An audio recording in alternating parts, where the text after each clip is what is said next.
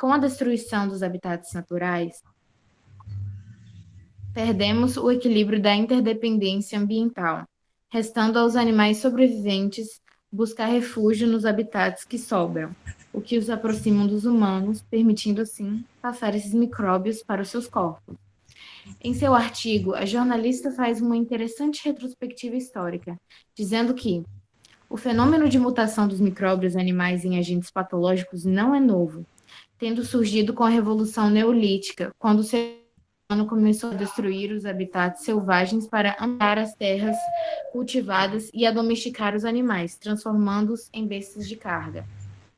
A natureza opera em um sistema de lei natural, de ação e reação.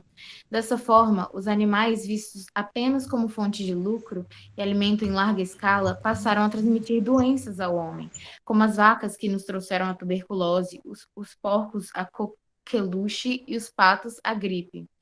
As pandemias causadas pela intrusão do homem em ambientes naturais continuam atuais, como o lentivírus do macaco, que se tornou HIV. A bactéria aquática do Sundarbans, conhecida como cólera, que já provocou 7 pandemias até hoje. A mais recente no Haiti. Outro exemplo recente também foi a gripe aviária, ocorrida na Ásia, provocada pelo amontoamento de centenas de aves, um cenário ideal para a transmissão de micróbios. O fato é que, diante dessa perigosa e preocupante pandemia que ora enfrentamos, a globalização industrial e financeira está em xeque, assim como a urbanização e as grandes metrópoles, incluindo o próprio capitalismo.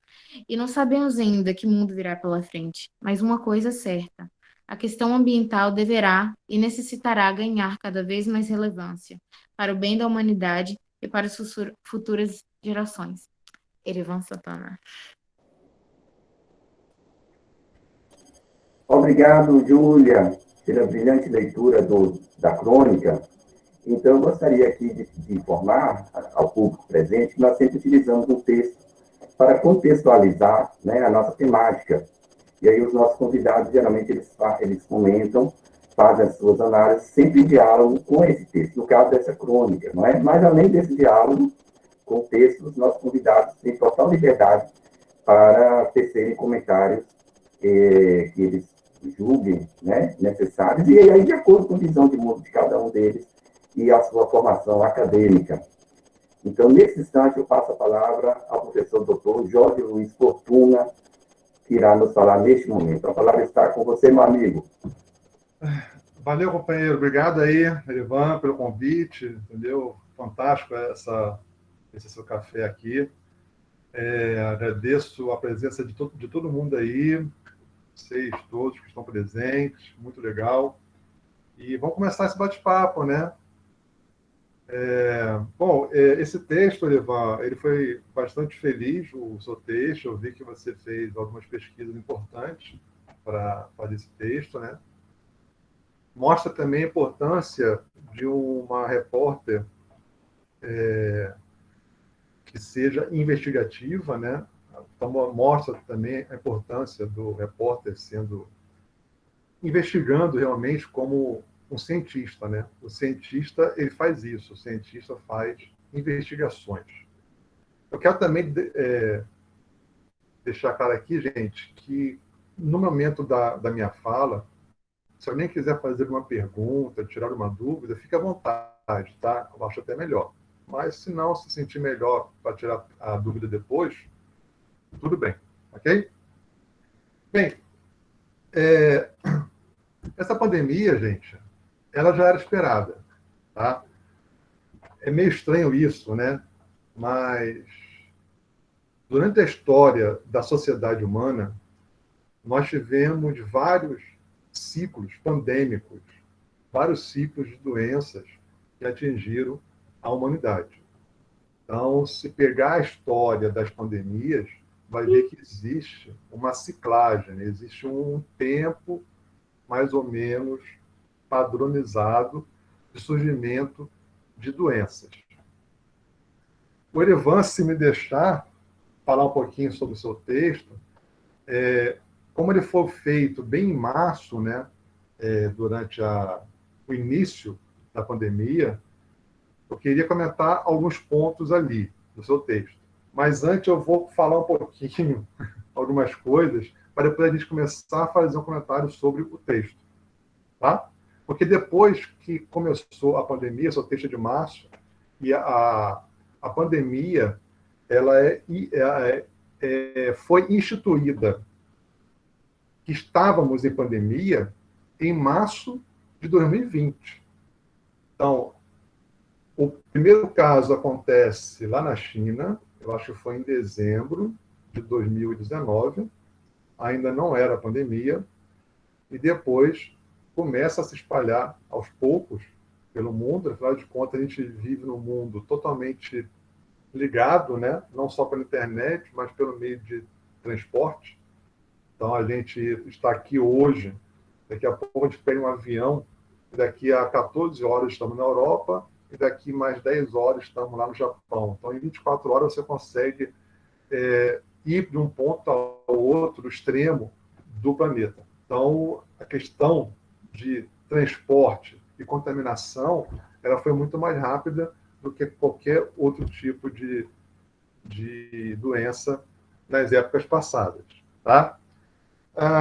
Bom, então, a pandemia, ela vai se espalhando, a doença, e a OMS, Organização Mundial de Saúde, determina o início da pandemia em março.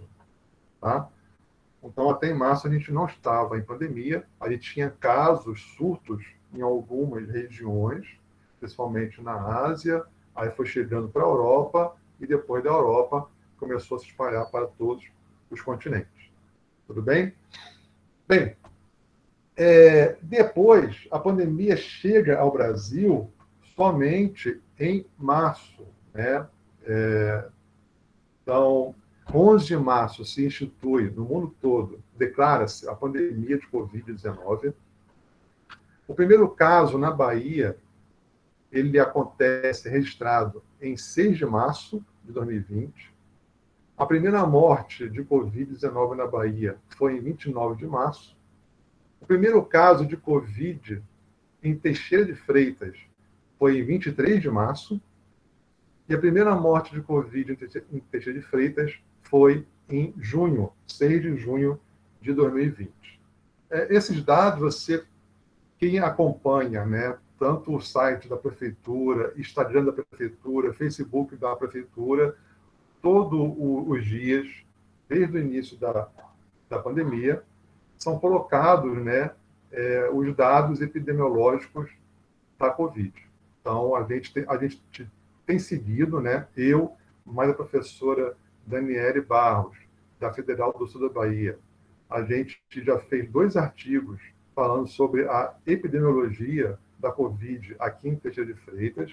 Depois eu deixo o link para vocês aqui, para vocês depois darem uma lida, tá bom? Para vocês entenderem como é que está, né, o encaminhamento da Covid aqui em Teixeira.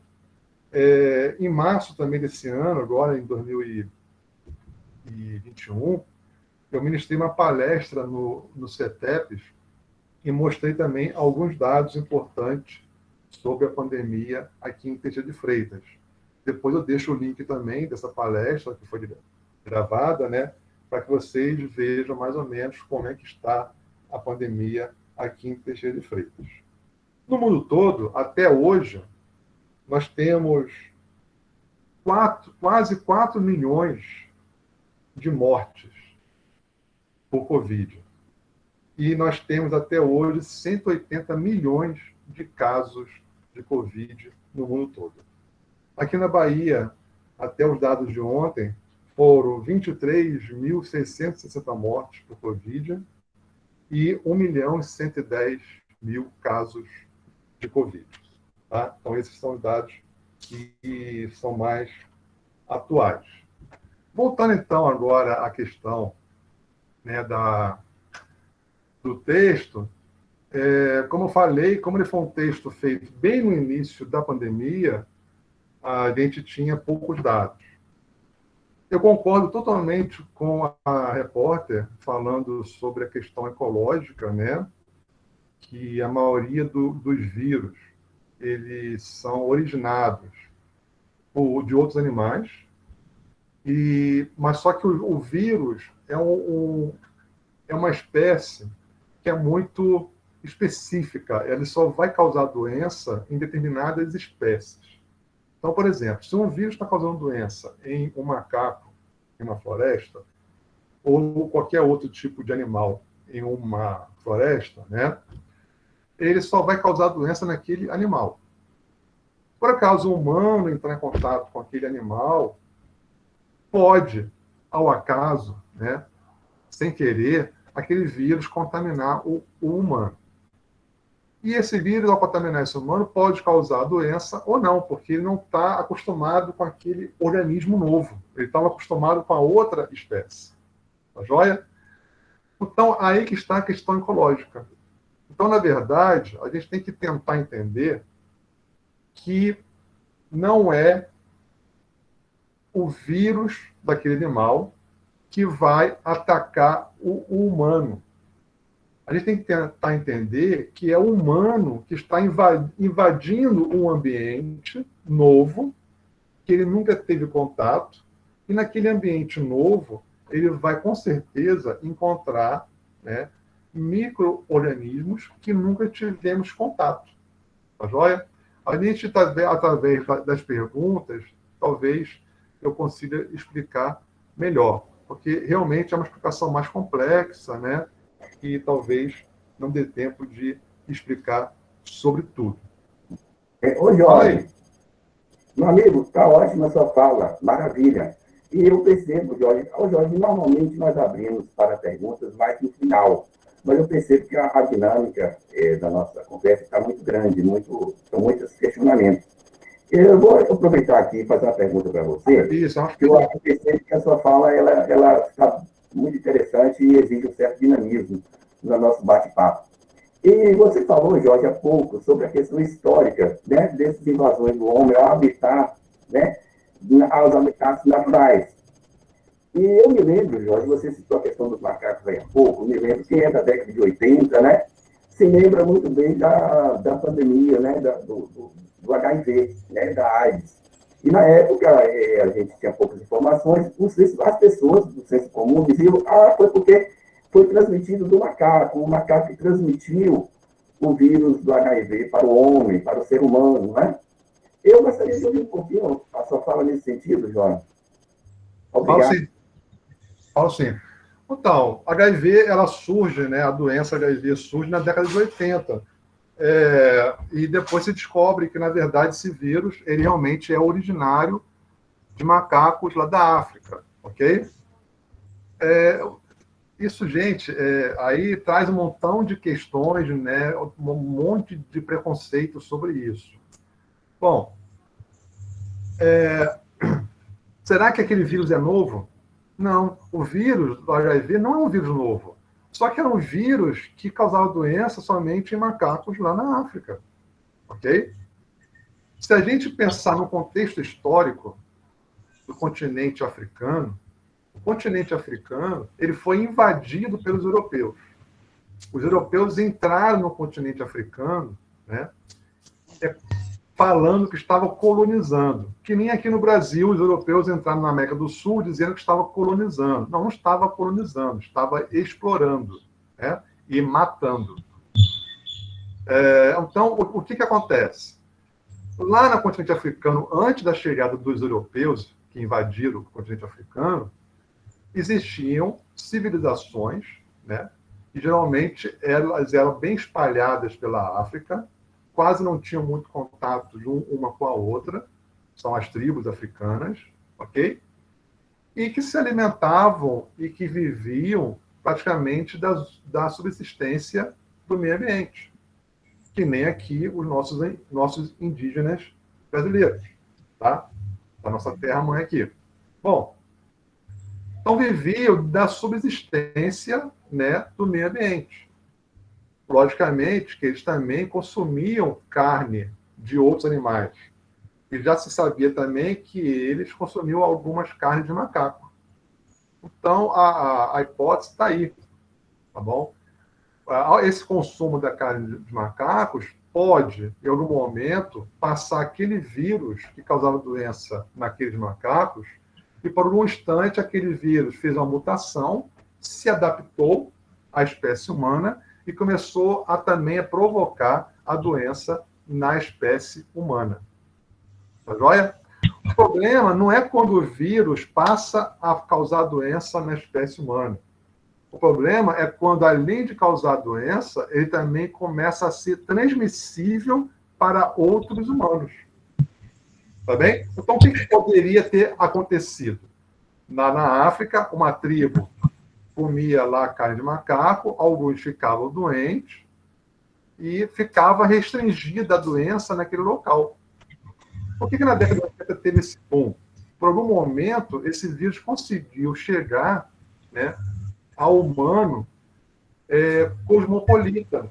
Ao humano, nós vivemos num mundo cosmopolita. A gente vive num mundo que não tem essa muita questão de fronteira. Hoje, eu falei antes, hoje a gente está aqui, daqui a pouco estamos ali.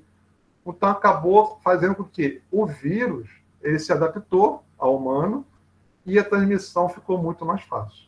Tá? Então, na verdade, ele não é um vírus novo, já existia ele lá.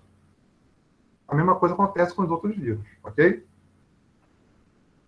Alguém tem um montão de gente levantando a mão aí. Pode perguntar, então, por favor. Ô, Jorge, tem uma pergunta aqui de Daniele Rodrigues, certo, de Oliveira. Ela pergunta o seguinte, Jorge: o alto índice de pobreza da África tem alguma relação com a invasão dos europeus? Essa é uma ótima pergunta. Bem, eu não sou muito... a minha área não é história, não é história política, né? Deve ter uma relação, com certeza, ok? Mas essa pergunta seria melhor feita para alguém da área de história política, história social, para te responder melhor. Eu, na minha ignorância, né, sobre a questão de história social, eu acho que sim. Tá? Eu acho que talvez não seja totalmente culpado, mas uma relação bastante forte com a invasão dos europeus.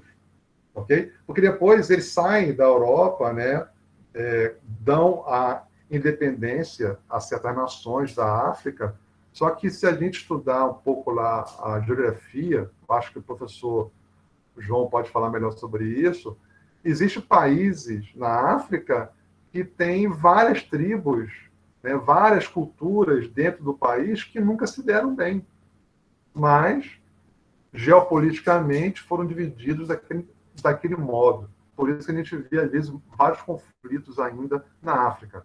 Mesma coisa no leste da Europa, né, com a região ali da antiga Iugoslávia, que depois da Segunda Guerra Mundial fez uma grande nação Iugoslávia, mas, na verdade, essa nação ela era feita praticamente de 4 culturas diferentes, né? Eram os sérvios, eram os croatas, os bósnios. Então, aí criou-se, depois, na década de 80 e 90, grandes conflitos entre eles. Tá? Então, a questão política e geopolítica é muito importante na história mundial. Eu queria falar um pouquinho sobre o texto, antes de seguir alguma pergunta, e faltou um ponto importante. O seu texto, Ivan, traz uma parte lá mostrando que, como se os animais tivessem uma culpa grande, né, na transmissão dos vírus. Eu não colocaria a culpa nos animais ou no consumo da carne animal. Se fosse assim, todo mundo ficaria doente ao comer um bife que a gente compra no mercado. O que a grande questão é como são produzidos essa proteína animal. Se tem uma produção bovina, uma produção suína, uma produção de ave em local próprio para, né, se produzir desde lá, da hora do parto daquele animal, até o abate e até a chegada em nossa mesa, e isso é papel praticamente do veterinário, né, na produção de alimentos de origem animal. Então, se essa carne, né, se essa proteína, ela é fiscalizada, se ela o tempo todo tem saúde, se tem todo o plantel do animal vacinado, controlado, sanidade, esse animal ele não vai ser responsável por transmissão de uma doença. Agora, se você está consumindo uma carne que foi criada no fundo de quintal, né, do seu Beltrano, essa carne foi inspecionada? Esse animal era saudável? Esse animal recebeu vacina? Esse animal recebeu boa nutrição? Esse animal já ficou doente? Da onde vem essa carne? Quem produziu essa carne? Como foi o abate desse animal? Então, essa é uma questão muito importante. Eu vejo muita coisa na internet botando culpa no consumo animal. Só que se o animal foi, desde lá do início até a chegada da carne no seu prato, se teve todo o controle de saúde daquele animal, ele não vai ser responsável por nenhuma transmissão de doença. Tá bom? Então, o que aconteceu lá na Ásia pode ter sido isso, tá bem? Algum descontrole em algum produto proteico animal que se contaminou por alguma razão e passou, então, a causar doença no humano. Então, a gente tem que tentar separar, né, uma boa produção da proteína animal para aqueles feitos no fundo de quintal ou abate clandestino. Ok? Maravilha, Jorge. É muito boa a sua fala. São tantos questionamentos, né, Jorge? Ô, Jorge, agora essa questão, quando o homem, essa questão assim, Jorge, do autoconsumo, né, da modernidade, que o capitalismo exige, né? Na verdade, o capitalismo ele sobrevive devido ao autoconsumo das pessoas, né? E, então, Jorge, quando o homem ele invade esses habitats naturais, né? Essas consequências são grandes, né, Jorge, do ponto de vista ecológico, do ponto de vista da saúde pública. Eu gostaria que você reiterasse um pouquinho mais essa questão para nós, por gentileza. Então, deixa eu comentar aqui o que a Daniele postou aí agora, que às vezes doenças que tanto nós humanos quanto os animais temos pode sim ser relacionada à nossa alimentação. O exemplo é a carne bovina. Bom, eu acabei de falar, eu acho que a Daniele não entendeu, né? Se aquele animal bovino ele foi produzido em uma fazenda onde existe um controle sanitário, um controle de saúde daquele animal, ele não vai ter doença. Então, se ele não vai ter doença, quando a pessoa consumir aquela carne, nenhum tipo de doença vai passar para o consumidor, tá bom? Então, foi isso que eu quis dizer, ok? Agora, o que vai ser transformado no nosso corpo? Bom, a partir do momento que a gente nasce, as nossas células estão morrendo. Nós morremos porque nossas células produzem, ao produzir energia, ATP, então o pessoal que estudou biologia aí vai lembrar disso, né? Então, nossa mitocôndria produz energia, né, através da glicose, que a gente consome através do alimento, para produzir energia. Toda vez que a célula produz energia, também produz radicais livres. E esses radicais livres vão se acumulando em nossas células até o momento que as células morrem. Isso chama-se envelhecimento. Então, nós nascemos, nós envelhecemos, quando alguns deixam a gente envelhecer, né? E depois morremos. É uma coisa natural, tá? Logicamente que tudo que a gente faz em excesso, seja ela carne bovina, seja ela proteína vegetal, seja ela qualquer tipo de alimento, eu digo sempre que nós humanos morremos pela boca. Tudo que nós consumimos vai se transformar em algo bom, que vai ser energia, né, nutrientes, mas também vai deixar radicais livres em nossas células. Tá? Então, a gente não pode ser radical e a gente não pode ser consumista em excesso, como o Ivan também está falando, é a questão nossa atual, né? Nós somos consumistas, a gente virou grande consumista. Professor Mago? Oi, fala aí, Laura. Os animais pegaram Covid? Se tem capacidade de algum animal pegar Covid? Tem. Já se sabe que os felinos podem ficar doentes, né? Então, teve um cachorro em São Paulo que pegou, não foi? Cachorro, né? Mas só que são raros, tá? São raros os casos desses animais domésticos ficarem doentes. É aquilo que a gente tinha falado no início. O vírus Covid, agora, ele está bem específico para a gente. Ele está causando doença na gente. Qual animal que mais vive próximo ao humano? Gatos e cachorros. Como eles vivem próximo a gente, pode, por algum momento, aquele vírus conseguir contaminar aquele animal. Ok? Bom, ele vai ficar doente, pode morrer, ou pode ser curado, e aí vai. O problema é quando aquele vírus que infectou aquele animal, ele faça alguma mutação e comece também a transmitir para a mesma espécie animal. Por isso que os casos ainda são raros.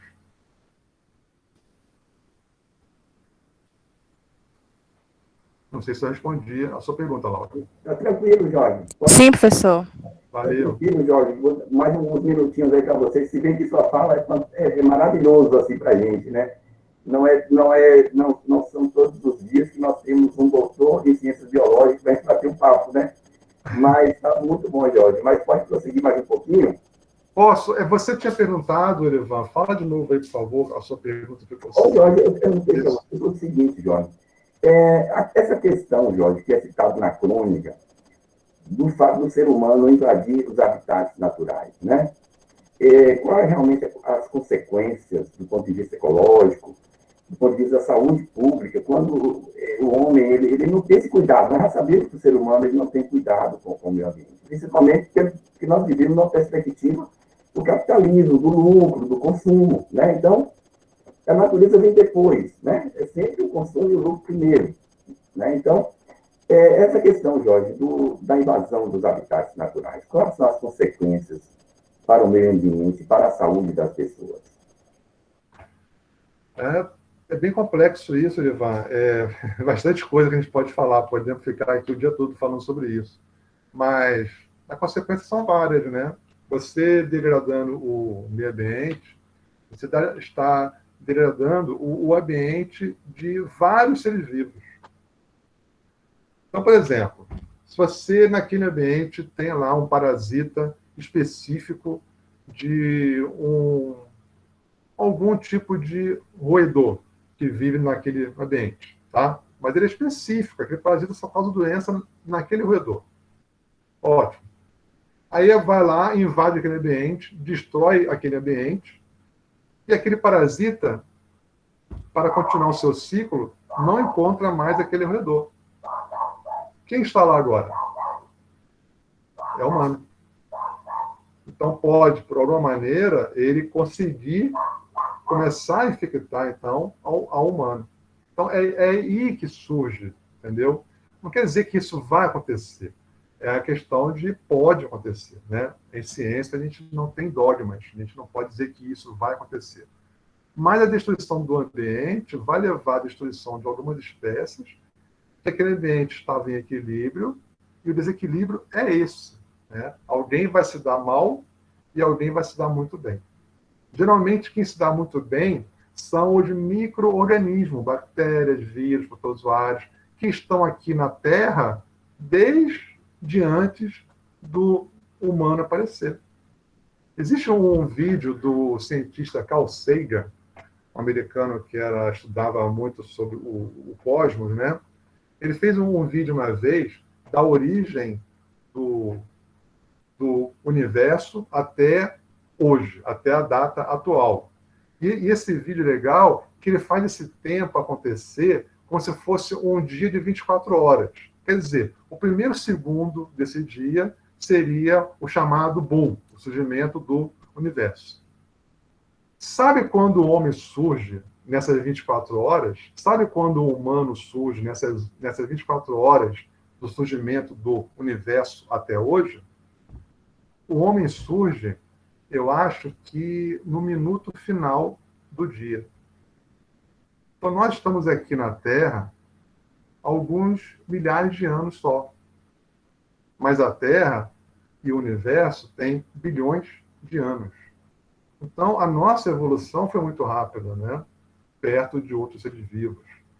Se a gente for contar na história, quer ver uma coisa interessante? Eu gosto muito de dar minhas aulas contando fatos históricos, e eu sempre mostro a história daquela ciência. Então, quando eu dou aula de microbiologia, eu dou 2 aulas, às vezes 2 dias de aulas, falando sobre a história da microbiologia. Existe um outro cientista brasileiro, chamado Marcelo Gleiser, ele é físico, né? E dá aula nos Estados Unidos. Procure sobre ele, Marcelo Gleiser. Depois eu deixo o nome dele aqui escrito. Ele tem uma frase que eu acho fantástica. Ele fala o seguinte: o homem só acredita naquilo que vê. Se você pegar a história das doenças infecciosas, lá na Idade Média, quando a pessoa ficava doente, era chamado o que é o motivo da doença? Era castigo dos deuses. Qualquer doença era castigo dos deuses. Depois, com a descoberta, com a fabricação e a construção do microscópio, se provou que aquelas doenças, na verdade, eram causadas por micro-organismos que ninguém sabia que existia. Por que não sabia que existia? Porque não via. Então, o homem só acredita no que vê. A partir do momento que vê o microscópio, descobre-se que existem micro-organismos, bactérias, vírus, protozoários, né, que eram causadores daquelas doenças que se acreditava que era castigo dos deuses.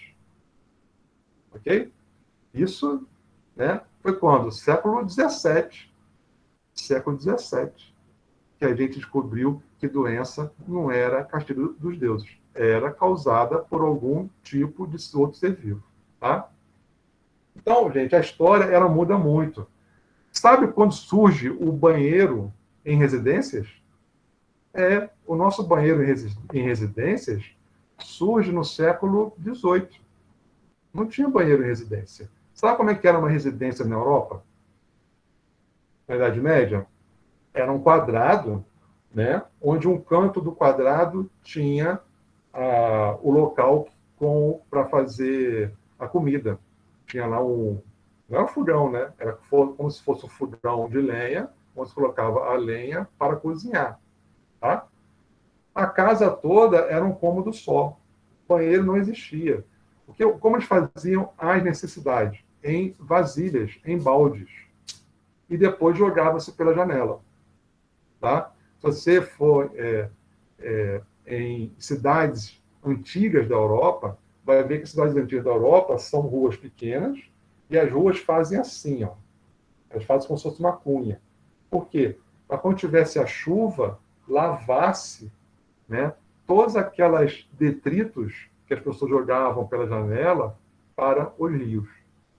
Até que no século XVIII alguém inventa, né, o banheiro, que foi colocado no lado de fora. Também não foi colocado dentro de casa o banheiro. Tá bem?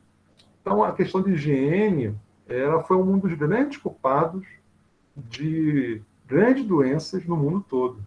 Sabe como é que era banho? Hoje em dia, eles todo dia tomam banho. Eu acho isso fantástico. Todo dia, nós, brasileiros, temos o costume de tomar banho. Ainda bem. Como é que era na Europa também? Na Europa, tinha uma família lá de 10 pessoas. Então, no mês, aquele dia era o dia do banho. Então, um banho por mês, né? E aquele dia era o dia do banho. Era um grande tonel, pegava-se a água, colocava nesse grande tonel, e era a única água para o banho de toda aquela família. O primeiro, geralmente, era o chefe, né? Então, era o homem. Depois vinha a mulher. E depois vinham os filhos, de acordo com a idade. E, por último, as crianças. Por isso que tem uma frase dita aí dos antigos, né? Para quando for jogar a água da banheira, ter cuidado para não jogar a criança junto. Por causa disso. Porque se perdia bebês naquela água. Porque imagina como ficava aquela água depois do primeiro, segundo, terceiro, quarto, quinta pessoa tomar banho. E é a mesma água. Então, gente, nós vivemos num mundo hoje em dia onde se preza a questão da higiene, a questão de saúde dos alimentos, né, a sanidade, e então isso tudo é importante para se evitar doenças. Caramba, eu falo para caramba, e eu vou começando a puxar um montão de coisa. Não tem, mas eu vou trazendo as coisas. Mas, Jorge, sua fala, na verdade, uma aula, né? É muito interessante, fantástica. E, assim, diante da complexidade dos temas, né, exige, na verdade, vários encontros, vários bate-papos para a gente poder se inteirar de tudo, né, Jorge? Muito bom. E aí, Jorge, é bem provável que nos próximos cafés aí, se tiver oportunidade, eu irei lhe convidar, viu? Valeu, obrigado. Estamos aí. Ô, Jorge, por conta do nosso tempo, Sim. eu vou passar aqui para o João Paulo. No final, eu vou abrir, aí a gente volta a conversar mais um pouquinho, tá bom? Valeu, Capela. Mas eu acho assim, muito interessante, Jorge, quando você contextualiza a sua fala com a história, né, com os fatos históricos. Isso é fantástico, né, como você fez aí agora. Então, assim, na verdade, essa questão da modernidade, do desenvolvimento da saúde pública, da própria ciência, ela é bem recente, né, e ocorre principalmente através, a partir do renascimento científico e cultural, né, com Leonardo da Vinci alavancando a ciência, o conhecimento, né, rompendo com essas questões retrógradas da Idade Média, que tinha muita superstição, não é, Jorge? Sim. Então, assim, eu acho que você foi muito feliz. Erivan, só para lembrar, antibiótico, ele surge no século XX, metade do século XX, durante a Segunda Guerra Mundial, que surge antibiótico. Antes disso, as pessoas com uma infecção de garganta morriam. Depois, sim, que veio os antibióticos, que se trata, né, qualquer tipo de infecção. Então, para você ver como a ciência ela é recente ainda as coisas, né? Sim, muito interessante. Então, assim, Jorge, quando você contextualiza para a gente a sua fala com a história, a gente tem uma compreensão maior de todo esse processo evolutivo, né? Então, é fantástico isso. Muito obrigado aí pela sua fala.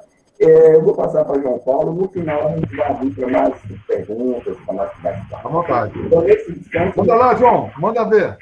Vou passar a palavra para João Paulo. Ele pode fazer a contextualização dele com a crônica, mas fique à vontade, João, para tecer comentários que vocês julguem relevantes, principalmente de acordo com a sua formação acadêmica, João, e com o que você acha que é importante mencionar no momento. A palavra está com você, meu amigo. Muito obrigado, professor Erivan Augusto, né? Muito obrigado também ao professor Jorge Luiz Fortuna, né? Como é bom ouvirmos, né, palavras interessantes para contextualizarmos esse cenário que estamos vivendo, né? Muito obrigado também à professora Sancholini, né? Aos alunos dos temas, né? É uma honra poder estar participando dessa live interativa, desse café filosófico, né? Que vai estar unindo a filosofia, né? Que é o amor pelo conhecimento, nesse contexto de crise, né, de coronavírus, né? O amor pelo conhecimento ele é sempre importante, porque o conhecimento, né, científico, ele reduz bastante o campo, tanto do empiria quanto do senso comum, né? Ele traz dados realísticos, né? E agora, nesse contexto atual de 2021, né, nós vemos o quanto que a ciência é importante, né?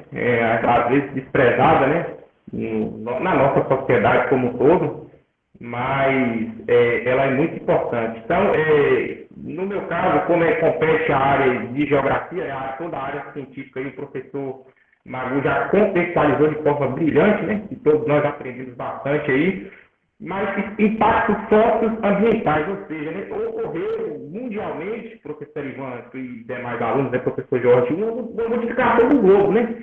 Se a gente pegar o porquê, tem vários porquês dessa modificação. Um dos mais presentes é que década de 70, 80, 90, no contexto global, existe uma reestruturação urbana onde as cidades se tornam mais populosas, né? Um êxito rural muito grande, e a população ela vive por espaço. Então, para a microbiologia, igual você especificou aí, vai ter essas alterações, né, de natureza, as cidades precisam crescer suas áreas urbanas, e evidentemente que seres humanos mais próximos, né, a propalação ela se torna inevitável, né?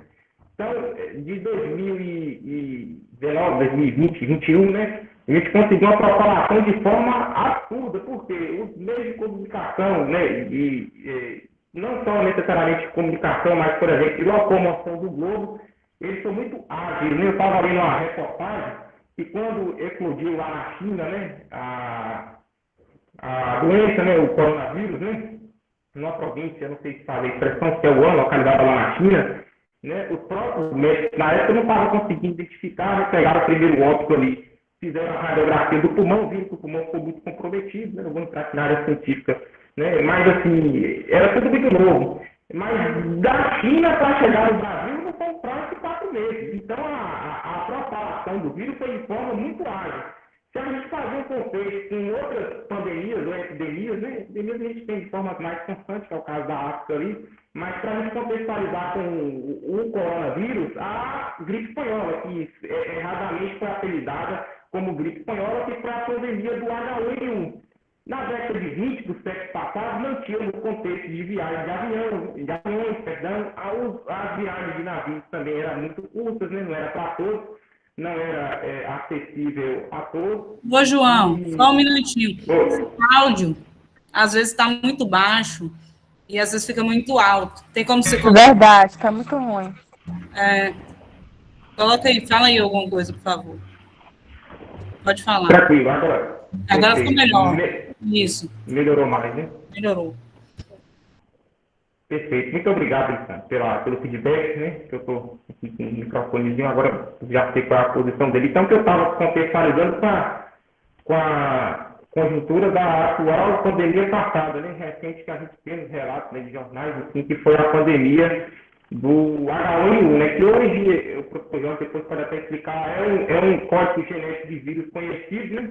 Porque todos nós, boa parte de nós, somos vacinados, né, contra o vírus do H1N1, mas para aquele período, para aquele recorte temporal da época, não era, como também, até pouco tempo atrás, era desconhecido para a própria ciência, né? Era um patógeno desconhecido, por isso que a Organização Mundial de Saúde teve que fazer uma sinalização de emergência, avisando os demais países do globo que a coisa estava complicando e se continuar da forma que estava, os nossos meios de locomoção de seres humanos poderia piorar, já tem em mente um agravamento de nosso sistema de saúde, né? Então, nós temos uma realidade do mundo bem distinta. Os países mais ricos, né, têm um sistema de saúde evidentemente melhor, os países mais pobres têm um sistema de saúde aqui como o nosso, né?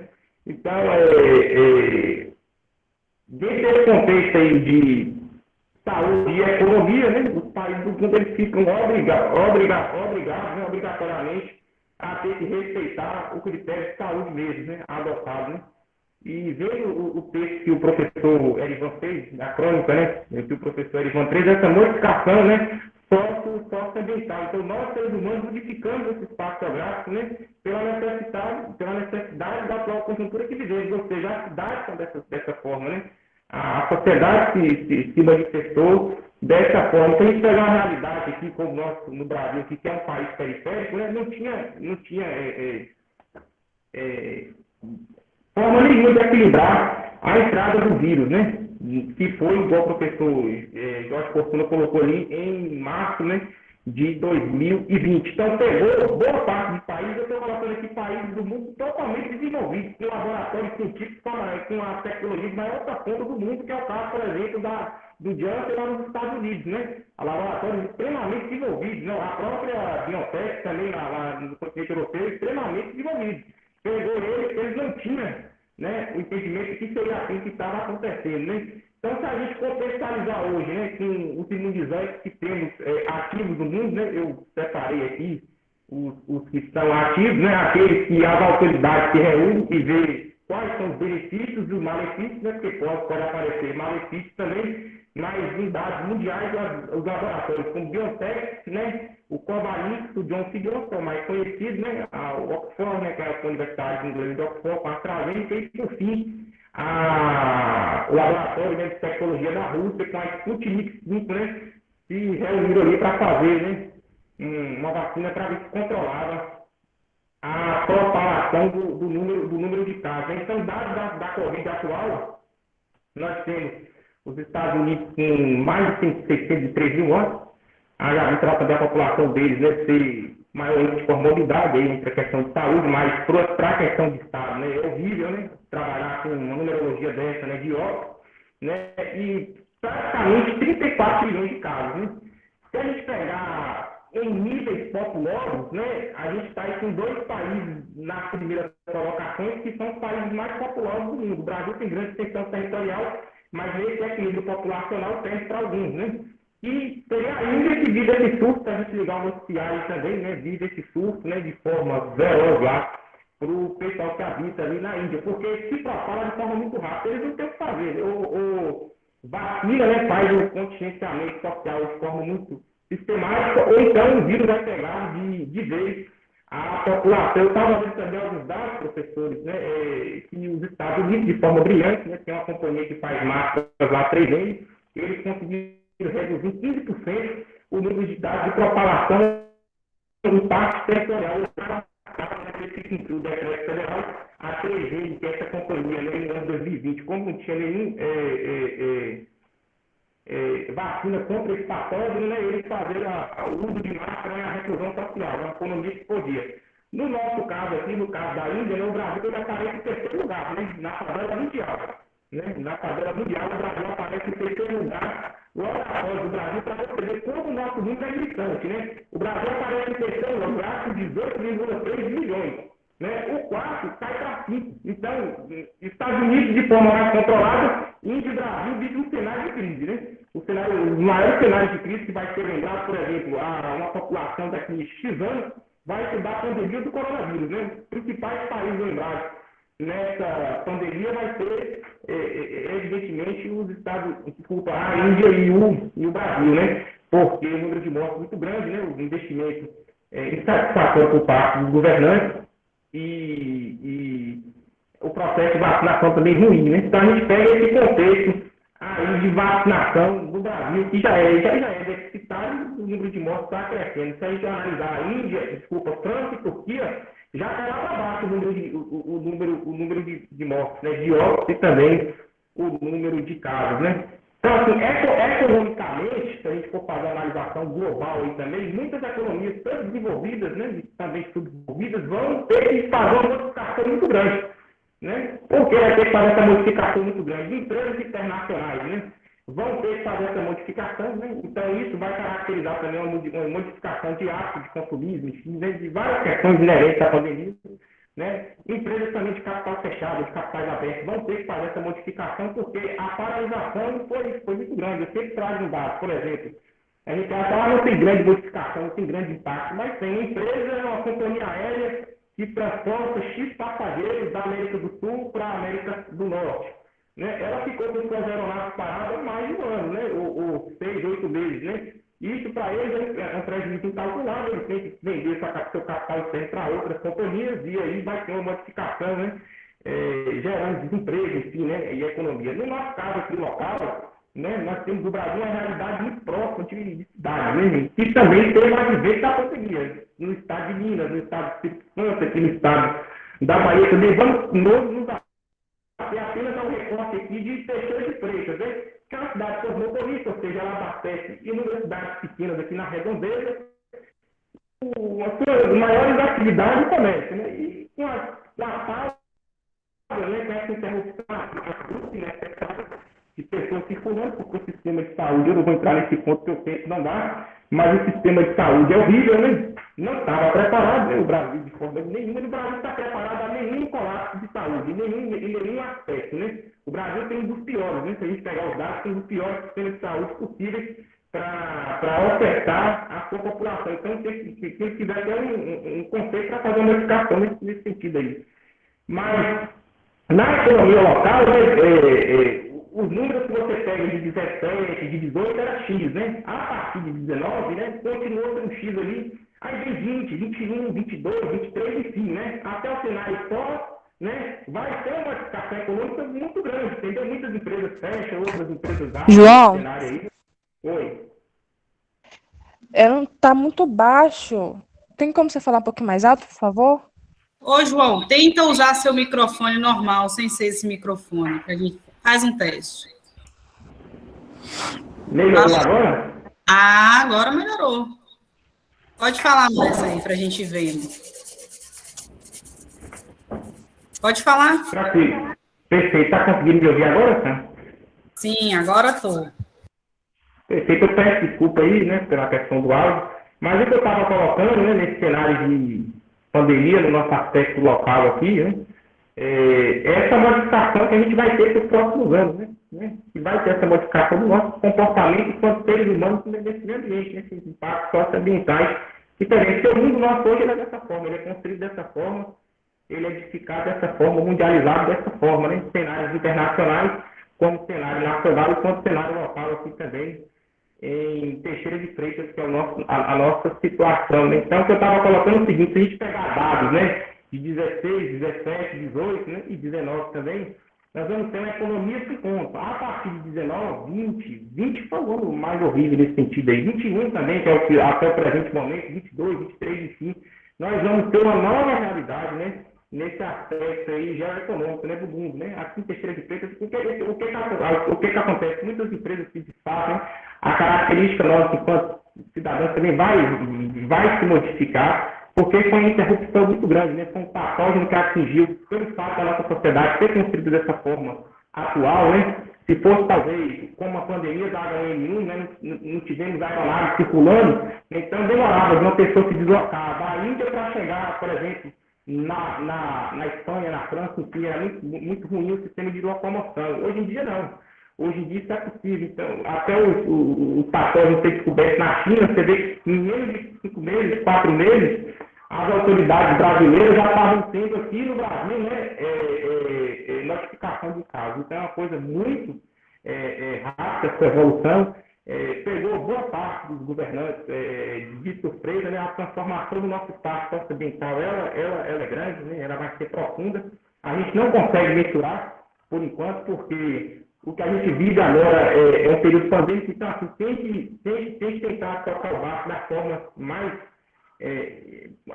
possível que se encontre, né, os investimentos em vacinas, né, por a nossa tecnologia hoje ser mais evolutiva também, foram mais rápidos, mas pegou muitos países de surpresa, né, que é o nosso caso aqui. No nosso caso local também, a gente vai observar essas modificações futuras, né, nós enquanto cidadãos aqui que vivemos nesse ambiente, porque esse é o nosso cenário, né, atual. Cidades são dessa forma, a gente vive hoje uma cidade cosmopolita, né, temos cidades interioranas muito próximas aqui que dependem dessa cidade cosmopolita. A gente fez essa alteração, década de 70, 80, construímos o mundo dessa forma, um mundo populoso, um mundo sistemático, né, que precisa dessas interligações logísticas, aéreas, né, rodoviárias, e a pandemia demonstrou o quanto tudo ele é interligado. E também a parte econômica demonstra também que países com realidade, como o nosso aqui, né, vão ser lembrados pela parte ruim, né, e que a população nossa, infelizmente,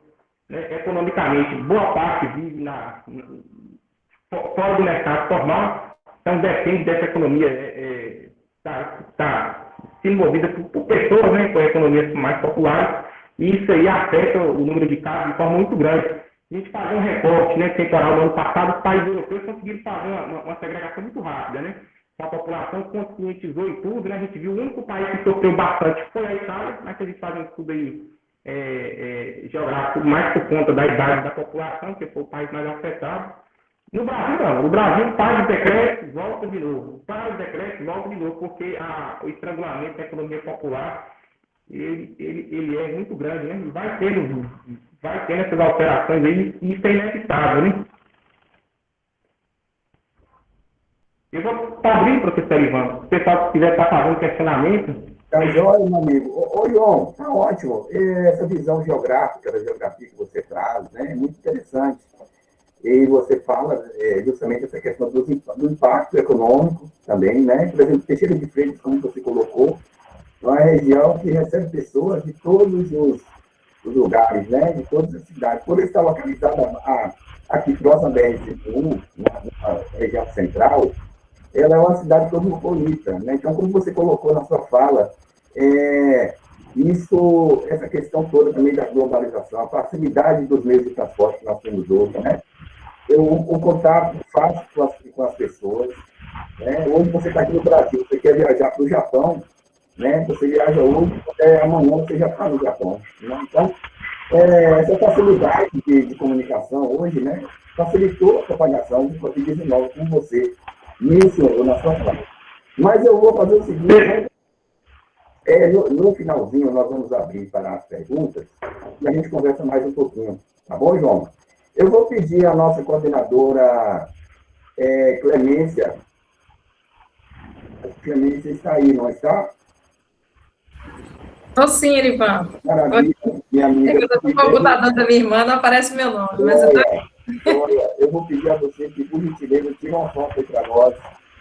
Vamos tirar a foto das pessoas bonitas que estão participação nessa live. Jorge, vamos abrir sua câmera aí, Jorge. Isso aí, vamos registrar esse momento. Erivan, quero aproveitar aqui o espaço, viu? Boa tarde a todos e a todas. Aproveitar esse espaço aqui para agradecer aí aos convidados, parabenizar.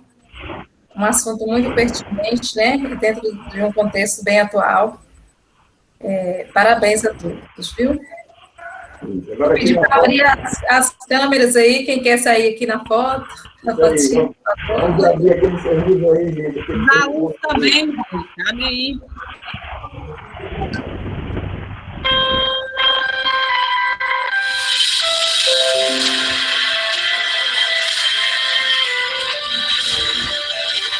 Será?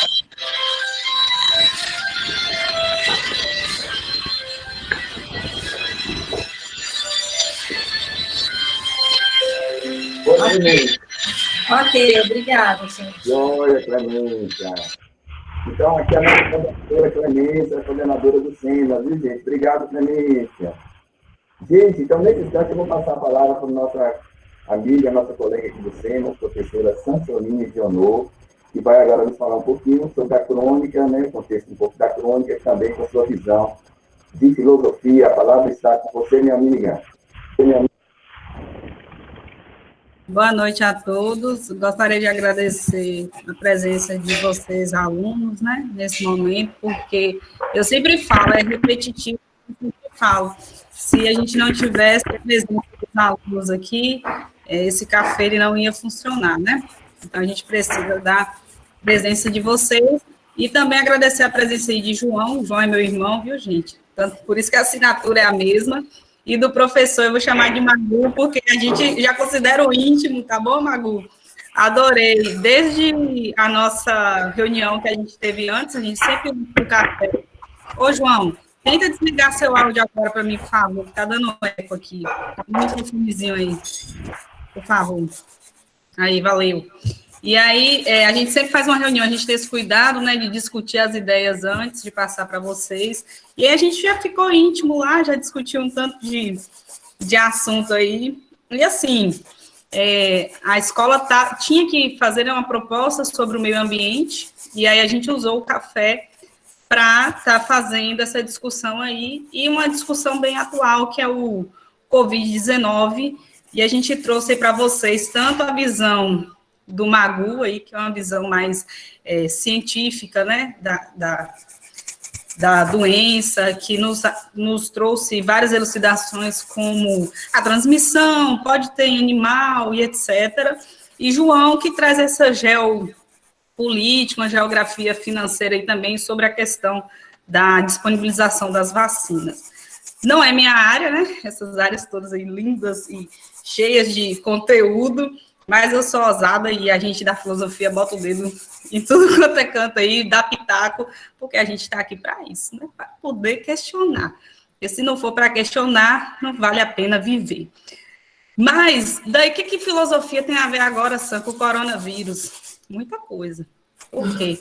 A gente está trabalhando aí com o homem, né? E aí, o coronavírus, ele atinge principalmente o quê? O homem, que é nosso objeto principal aí, tanto na transmissão, quanto na infecção, quanto na morte, né? Nós temos vários sentidos aí que podemos atribuir filosofia na questão do Covid. Se a gente fosse entrar sobre essa questão ritualística, a gente teria aí as mortes, né?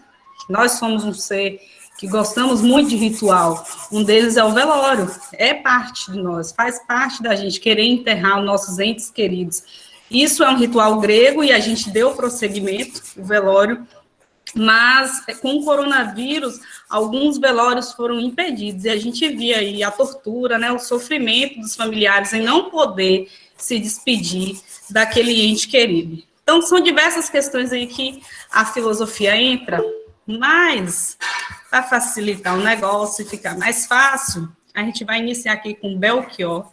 Eu adoro Belchior, e eu acho que vocês também vão entender meu pensamento aí, que é uma música do Belchior, que é Velha Roupa, né? E aí tem uma parte da música que eu quero destacar, vou passar a música para vocês, nunca mais você saiu à rua em grupo reunido. o dedo em V, cabelo ao vento, amor e flor, quero cartaz.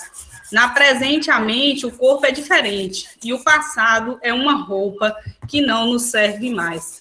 Então, Belchior, eu acho que encaixa muito bem, a gente nunca mais saiu na rua, né, tipo assim, tranquilo, cabelo ao vento aí, né, com essa paz de espírito, em grupo reunido, a gente nunca mais pôde até o momento fazer isso. E aí, destacando essa última frase, ó, na presente a mente, o corpo é diferente. O nosso corpo agora, ele já não é mais o mesmo. Embora o Magu falou aí, né, a gente já nasce morrendo células na gente. Então, a gente não é o mesmo desde o dia que nasce, desde o dia que está dentro da barriga da mãe ali. Germinou, foi, não é mais o mesmo.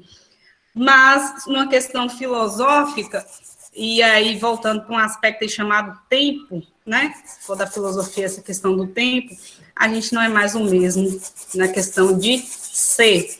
E aí o Sartre fala o quê? A gente é um ser que vem, né? Vira a ser. Sempre estou virando outra pessoa. Hoje, agora, eu fiz algo, eu me modifiquei, eu modifiquei o espaço que eu vivo. Então, eu sou sempre aquele ser que vem, um vira a ser, um ser em construção. E aí o Belchior fala, o passado é uma roupa que não nos serve mais. E realmente tem aspectos do passado, não sendo tão generalista quanto o Belchior, mas que não nos cabe mais. E aí eu vou passar a música para a gente voltar, que tem outras partes da música que é bem interessante, mas eu vou passar aqui para vocês, só um minuto.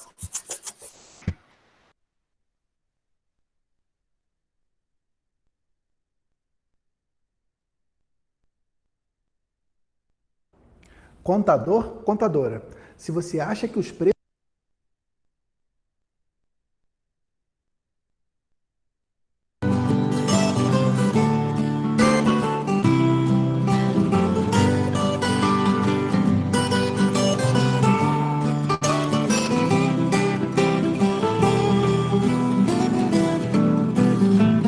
Você não sente nem vê, mas eu não posso deixar de dizer, meu amigo, que uma nova mudança em breve vai acontecer.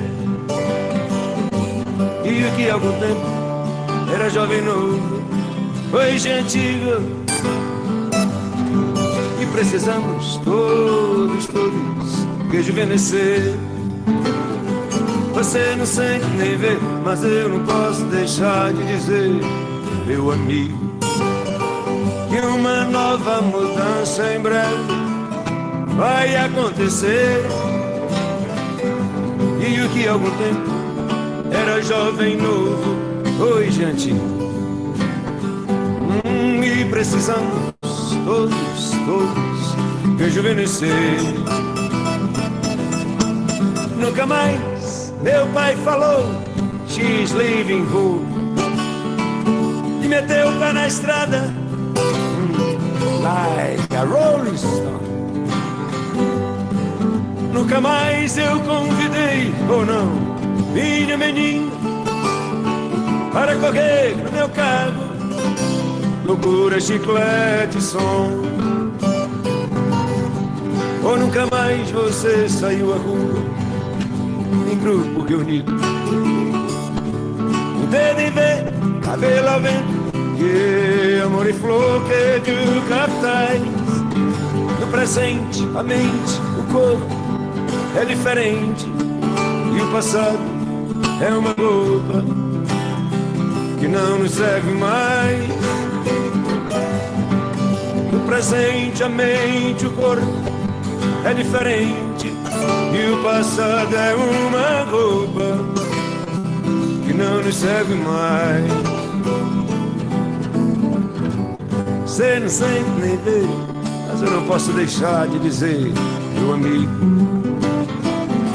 que uma nova mudança em breve vai acontecer. E o que há algum tempo era jovem novo, hoje é antigo, e precisamos todos rejuvenescer. Como poeta louco americano, eu pergunto ao passarinho, sou preto, passo preto, blackbird, o que se faz Never, never gave in, never, never, never, never, never gave in. Passo preto, Blackbird me responde. Tudo já ficou atrás. Never, never, never, never, never, never, never gave in. Passo preto, Blackbird me responde. Do passado nunca mais. Sei, não sei que nem dei, mas eu não posso deixar de dizer, meu amigo, que uma nova mudança em breve vai acontecer. E o que há algum tempo era jovem novo, hoje é antigo, e precisamos todos rejuvenescer. E precisamos todos rejuvenescer, eu e você. E precisamos todos rejuvenescer.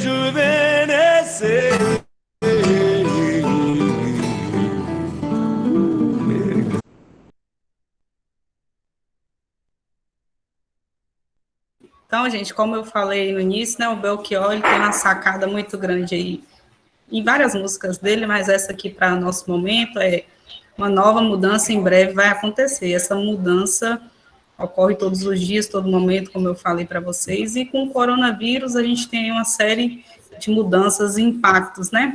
E tem coisas que a gente vai deixar para trás, como o Belchior falou, né? Vai ficar no passado, vai deixar para trás, mas com uma nova roupagem, a gente não vai esquecer. Tudo é um aprendizado. Ficou para trás, mas a gente aprende, a gente carrega alguma coisa desse passado aí, porque a gente não tem como desvincular do passado e seguir em frente. Isso é impossível. Mas a gente precisa todo mundo rejuvenescer. Esse rejuvenescer em todos os aspectos, né? De criar uma nova alma, né? No sentido de mais gratidão, mais amor ao próximo, mais olhar para a natureza e falar, eu preciso dela, né? Quando a gente estava discutindo lá com o Magu, eu até falei, Magu, no início da pandemia a gente viu muitos animais do mar voltando para a costa, né? Porque deu uma parada nessa questão do ser humano aí no trânsito, no aéreo aí, e aí o animal retorna para o habitat dele aí. Então, a gente vai rejuvenescer em muitos aspectos da nossa vida. Mas uma questão que eu estou trabalhando hoje com vocês, que vocês estão percebendo, é a questão do tempo, né? O ser humano no tempo, porque o Belchior fala de passado e fala também do futuro, que é essa mudança e o rejuvenescer. Mas uma outra questão que eu vou falar é sobre a ressignificação e reconfiguração do espaço. Isso aí é uma questão também geográfica, mas uma questão que a filosofia dá aí para dar o pitaco dela, que a gente é bem teimoso, bem bisoiudo, né? A gente vai lá e pá, pitaca mesmo. E aí tem um autor que eu gosto muito, que é o Zygmunt Bauman, né? Para os conhecidos como nós, é só Bauman mesmo. E ele fala para a gente no Modernidade Líquida, na obra dele, sobre como os espaços modificaram, né, com essa sociedade líquida. E aí, se a gente pensar pelo coronavírus, a gente tem uma modificação aí nos nossos espaços, tanto escolar, como a gente está tendo aqui agora, o espaço escolar ficou virtual, mas também uma reconfiguração aí do espaço social do homem. As nossas casas, elas tomam um novo rumo, né, uma nova configuração. Como eu falei no café passado, a gente tem mais ou menos uma casa na visão de cadeia, porque eu preciso ficar preso nela por um decreto que me proíbe de sair, né? Então, eu fico recluso na minha casa, e aquele sentido de casa como lugar de aconchego, confortável que eu tinha antes. Eu saía do trabalho, falava para casa, deitar na minha cama e ficar de boa para relaxar. E aí a gente vê que o decreto, ele fala, não, você é obrigado a ficar em casa agora, de tal até tal hora, o lockdown aí barrou. Aí você pensa assim, poxa, minha casa, então, ela reconfigura, ela modifica, assim, é uma casa, mas é uma casa que também estou preso a ela, né? Devo ficar ali, sou obrigada a ficar ali. E aí os espaços, eles vão sendo modificados, reconfigurados. Se a gente ia num bar, num cinema, a gente observa hoje que tem normas para poder frequentar aquele lugar. Claro que essa norma é devida a uma pandemia, mas esse espaço aí, ele é o quê? Reconfigurado. Por quê? O cinema não é mais aquele espaço onde todos se reúnem para assistir um filme, né? Tem um distanciamento, tem toda uma regra. E aí o Bauman fala que na nossa sociedade líquida, que é uma sociedade que está muito avançada, muito modificada, ela faz algumas mudanças também, né, nas estruturas dela. A gente vê que a praça, que era um lugar antes público de divertimento, hoje é perigoso. Fora do coronavírus, eu não deixo meu filho Tarcísio, que está aqui atrás, querendo aparecer para vocês, eu não deixo Tarcísio numa praça assim, fica ali de longe olhando, porque eu tenho medo. Essa sociedade líquida, ela não me permite mais fazer isso, como no tempo da minha avó, né, que a gente usava a praça para se reunir, bater papo, botar o papo em dia. No Covid, então, piorou. Quem que vai na praça? Aí a gente já não ia na praça antes por uma questão de globalização, né, de mudanças no social da gente aí.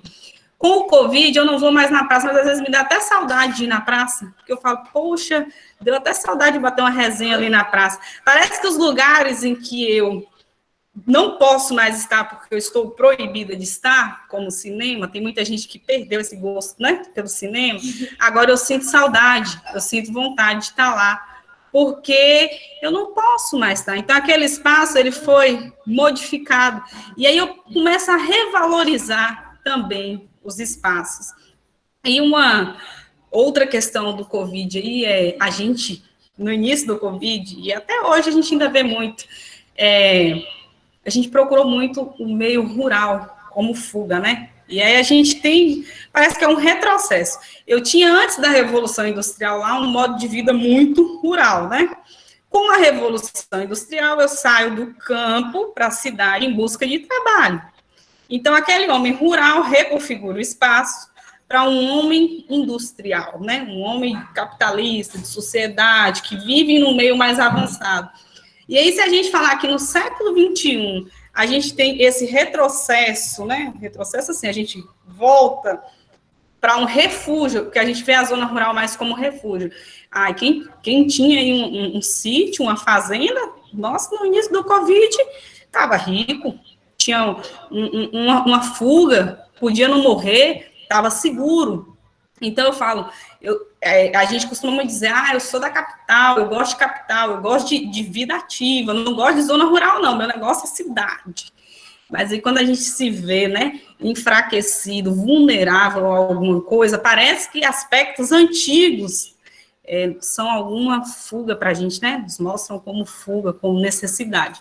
E essa reconfiguração de espaço é justamente essa. Eu saio e falo, nossa, eu tenho um sítio, minha avó tem um sítio, alguém, vamos nos refugiar ali, porque não tem um contágio tão grande quanto na cidade. E aí, isso é uma coisa muito engraçada que eu acho do ser humano. A gente tem muito isso de estar sempre, quando se fala, queimando a língua, né?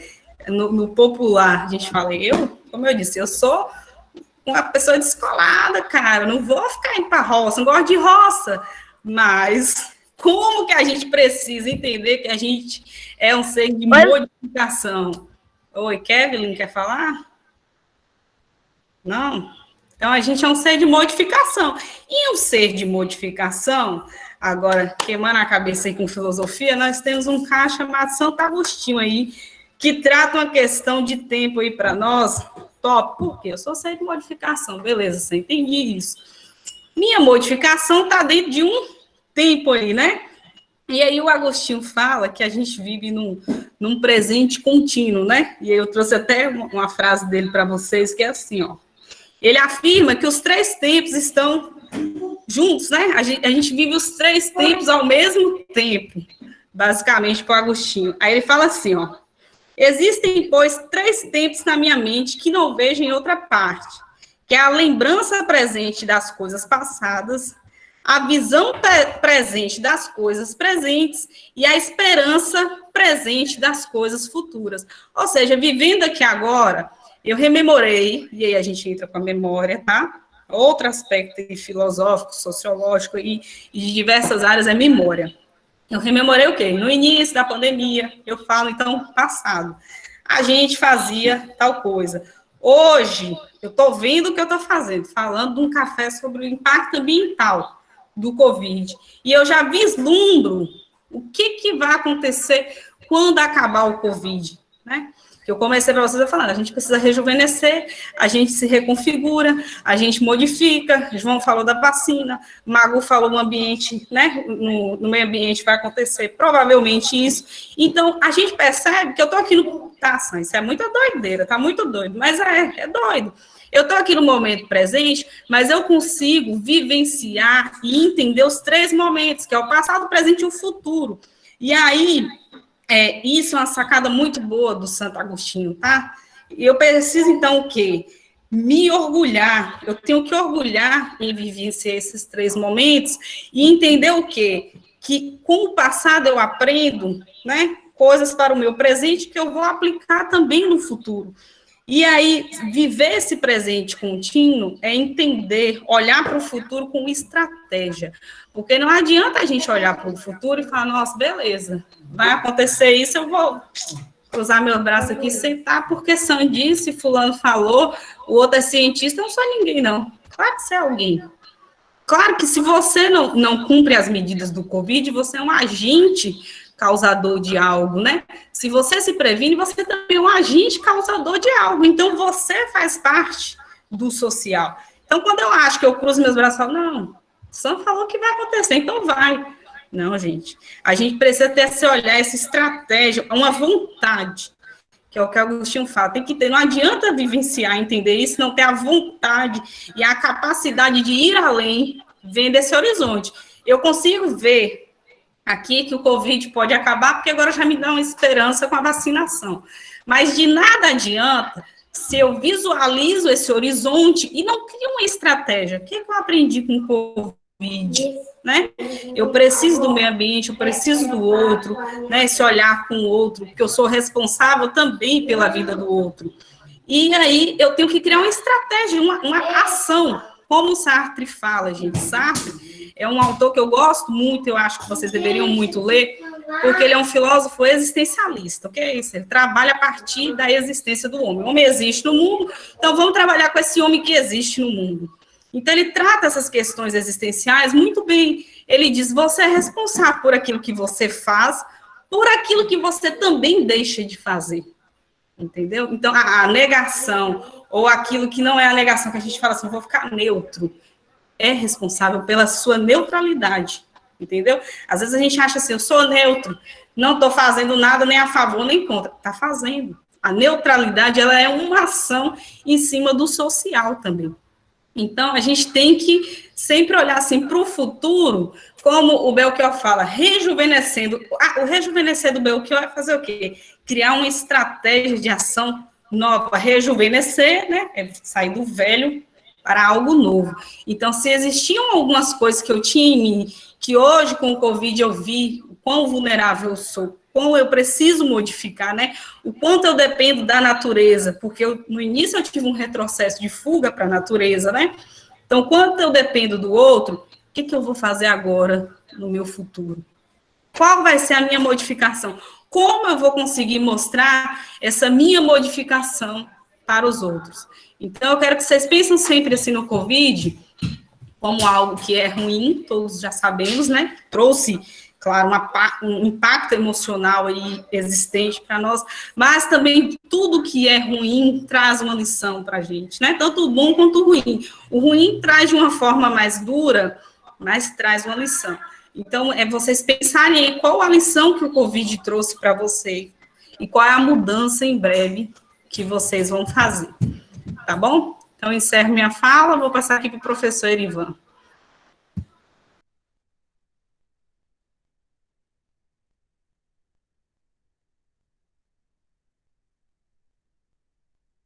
Maravilha, Sam. Obrigado. Eu vou retornar para comentar a sua fala, Sam, mas me parece que Jorge gostaria de falar alguma coisa, Jorge?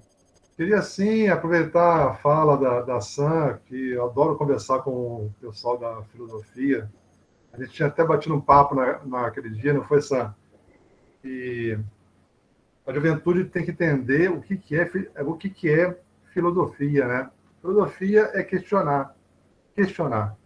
E a ciência nasce a partir da filosofia, porque a ciência questiona, ela pergunta.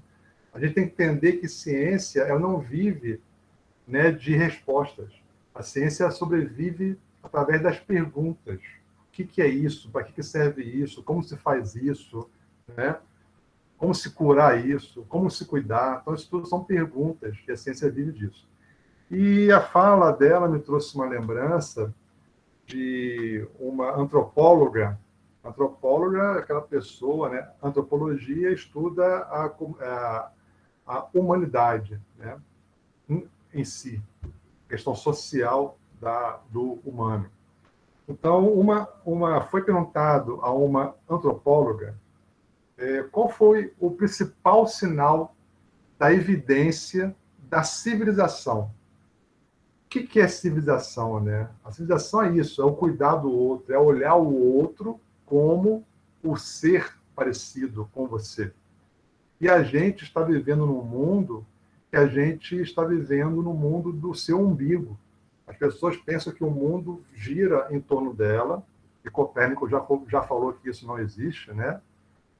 O mundo não gira ao nosso redor. A gente tem que entender que a gente vive em sociedade. E, infelizmente, essa nossa sociedade está perdendo a capacidade de ver o outro. Não está se vendo. Então, foi perguntado a essa antropóloga qual foi para ela o maior sinal, a maior evidência do início da civilização, né, na história humana, desde lá dos primeiros humanoides até hoje. A resposta dela foi quando encontrou um fêmur que tinha sido quebrado, né, mas ele estava consolidado. Então, só estava a cicatriz da fratura. Aí perguntar para ela, mas, eu pensava que ia ser algum artefato, né, alguma obra que mostrava a questão da civilização, e você me vem com a questão do fêmur. Pensa bem, gente. Imagina lá aquele humanoide. E a Sam trouxe também a questão, né, da gente se despedir do outro. Né? Isso faz parte da civilização. Os rituais fazem parte da civilização. Então, o se despedir do outro já se sabe que é importante para a nossa mente, né? Saber que foi feita aquela passagem, que tudo a gente vai continuar, né? Então, isso é importante. Então, aquela pessoa, né, quando descobriu aquele fêmur pré-histórico lá do humano antecessor lá pré-histórico, o que aconteceu? Um fêmur, se não for feita uma cirurgia, se não for tratado pela medicina, né, se não for engessado, se não for... Ele demora, se a pessoa ficar paralisada lá, ele vai demorar umas 6 a 7 semanas para se consolidar. Isso quer dizer o quê? Isso quer dizer que alguém cuidou daquele ser durante todo esse tempo para que aquele fêmur fosse cicatrizado.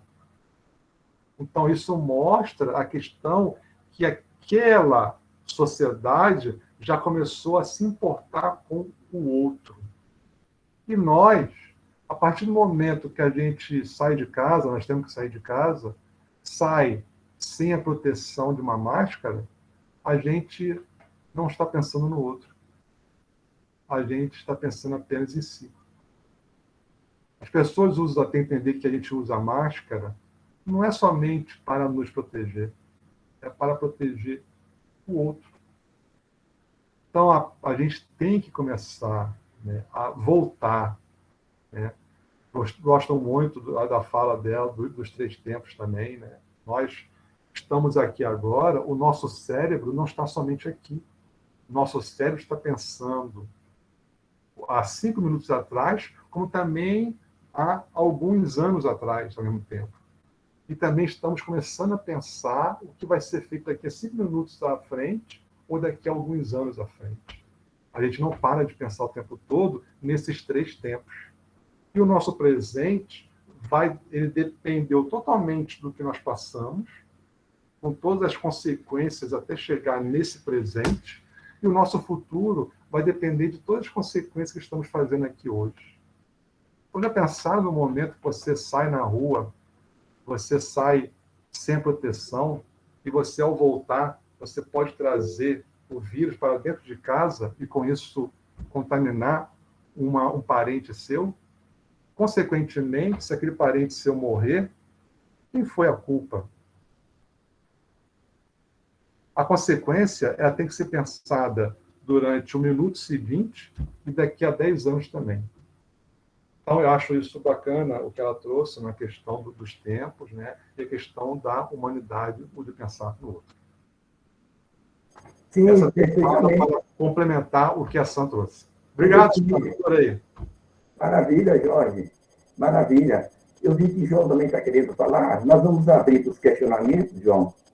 E aí a gente... Esse bate-papo é fantástico, né? Maravilhoso a gente ter essa oportunidade de estar batendo esse papo, né? Maravilhoso. Eu vou abrir para as perguntas, mas parece que o João gostaria de falar um pouquinho. Ele está com a mão levantada ali.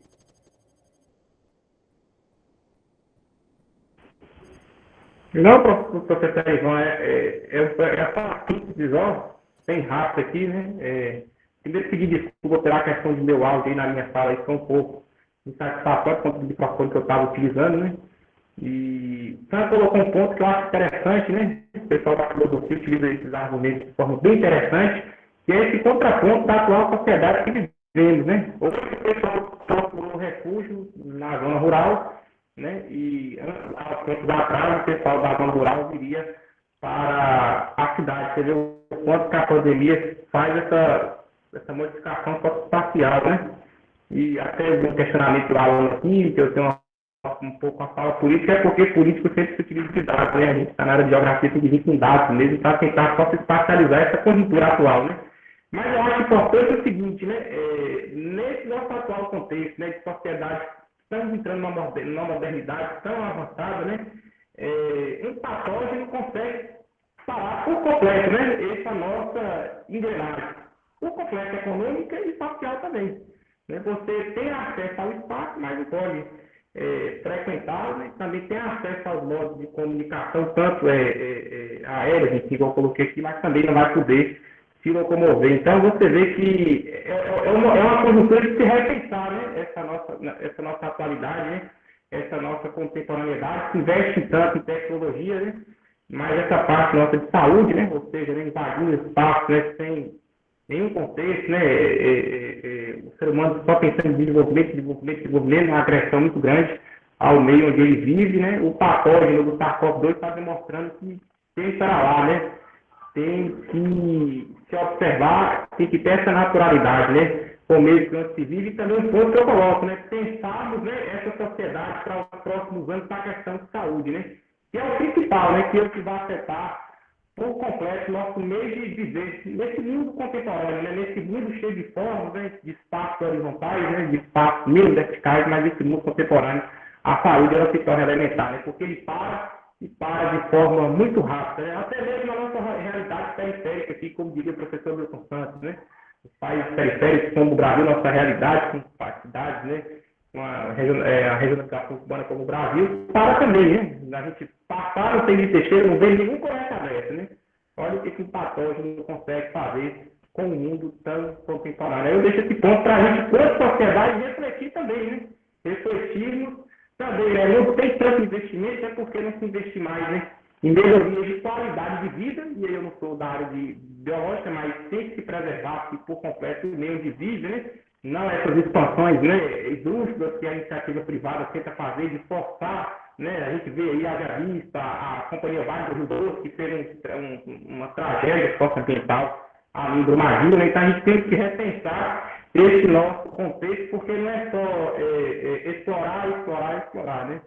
Tem também que entender que o meio ambiente e o ser humano, né? Esse é o espaço geográfico que pertence a gente, ele tem que ser de forma feita mais harmônica. E nós, enquanto sociedade, também temos que entender, o Thiago Cristiano colocou com a filosofia, que por mais avanços que temos, estamos retroagindo, né? Estamos hoje procurando mecanismos do eixo rural para retornarmos, porque nos nossos avanços não podemos utilizar. Eu tenho uma aeronave mais cara do mundo, mas não posso utilizar, né? tenho uma área urbana cheia de desenvolvimento, mas também não posso utilizar porque o papel não deixa, né? Perfeitamente, perfeitamente, João. É isso mesmo. Eu vou abrir para as perguntas agora. Eu só queria antes fazer um breve comentário sobre a música que Sam escolheu para contextualizar esse momento de Belchior. Velha roupa colorida, e é interessante observarmos o seguinte: essa composição do Belchior ele fez naquele contexto da ditadura militar, né, da Revolução de 64. Então, ele fala, na verdade, de novas perspectivas, né, mudanças, né, e interessante observarmos como um texto literário, que é uma música, ela permite, né, várias leituras, inclusive em tempos históricos diferentes, né. Eu só queria fazer esse comentário sobre a música que Sam trouxe, aliás, muito bem escolhida para esse momento, para contextualizar esse momento. Então, nesse instante, eu vou abrir para as perguntas, e daqui a instantes eu estarei postando a frequência para os alunos, para os discentes assinarem, tá certo? Então, alguém gostaria de fazer alguma pergunta, algum comentário? Fiquem à vontade, por gentileza. Nosso público aí, em geral, convidados, alunos, professores, fiquem à vontade para fazerem perguntas, comentar o que vocês acharem mais interessante no momento. Pessoal, enquanto vocês pensam um pouquinho, eu vou fazer uma pergunta aqui para Jorge. Jorge, nós sabemos que você é especialista, doutor aí em ciências biológicas, mas a gente dialoga aqui sobre várias áreas do conhecimento, né? E a gente vai dialogando aí, né? Vai tecendo intertextualidades, vamos dizer assim, né, Jorge? Ô, Jorge, você acha que o capitalismo, com essa crise, né, que a pandemia do Covid-19 deixou às claras, você acredita que essa pandemia do Covid-19 expôs um pouco a crise do capitalismo e realçou mais a questão da presença do Estado, contradizendo, né, o consenso de Washington, lá no início dos anos 70, dos anos 80, que dizia que pregava o Estado mínimo, né? O consenso de Washington, os neoliberais pregavam a questão do Estado mínimo. Eu gostaria de ouvir um pouquinho você, Jorge, sobre essa questão, porque, por exemplo, o SUS no Brasil está demonstrando ser muito importante, né? E a própria presença do Estado, mesmo que o presidente, mesmo a contragosto do presidente, né? Ele não queria inicialmente, né? E o próprio ministro da Economia não queria, mas foi forçado pelas forças das circunstâncias, foi forçado a atuação do Estado, né? Então, nós temos a presença do Estado nesse momento. Então, Jorge, só para finalizar a pergunta, você acredita que há uma crise do sistema capitalismo, do sistema capitalista? Essa pandemia expôs as fraquezas, as falhas do capitalismo? E eu queria que você falasse um pouquinho sobre essa questão da presença do Estado, né? Contradizendo um dos conceitos básicos aí do neoliberalismo, né? Que fala em Estado mínimo. O que você acha, Jorge? Bem complexo também, cara. Dá para conversar durante dias sobre isso. É difícil ter uma resposta simples para isso, tá? O capitalismo em si, ele está fadado ao fim. Ele já nasce. Eu acho que o capitalismo, ele é que nem a gente. Ele já nasce fadado ao fim, tá? Porque ele não consegue se sustentar o tempo todo. Ele depende de vários fatores para se sustentar, ok? Bom, hoje em dia, você falou sobre Estado mínimo. Estado mínimo é uma besteira, gente. Isso aqui não existe. Nem Estados Unidos tem Estado mínimo. O Estado, ele controla grande parte, né, do poder público lá. Então, o Estado mínimo em nenhum país funciona. Isso é uma falácia enorme, né, que o neoliberal tenta colocar, como se vendesse tudo seria o ideal. Se a gente pegar o número de servidores públicos no Brasil, é bem menor do que o número de servidores públicos nos Estados Unidos. Só para você ver como é que é a questão do Estado mínimo, né? Imagine você se o Brasil tivesse Estado mínimo durante a pandemia. Imagine como é que seria. Se hoje, né, a gente tem o controle graças aos estados, porque não ao governo federal. O governo federal ele está o tempo todo lutando contra, né, a população e a favor totalmente da pandemia, né? ficou vários meses, em vez de comprar uma vacina, né, que todos os países praticamente do mundo, os países desenvolvidos estavam comprando, ele deixou, né, de ler, né, realmente o convite, vários convites foram feitos para ele comprar, e ele simplesmente falou que não ia comprar. E aparece agora, ainda bem que foi um servidor público, olha a questão também, né? Se não fosse o servidor público, o Estado mínimo poderia fazer o que ele queria, que era o quê? Comprar doses de vacina mais de 1000% mais cara. Para onde iria esse dinheiro? Não se sabe. Né? Ô, Jorge, me lembrou do que aqui? Fala. Quando a gente fala de Estado, eu sempre lembro do Leviatã lá do Hobbes, né? Porque a gente fala de um Estado, mas na realidade a gente vive aquele Estado soberano, né?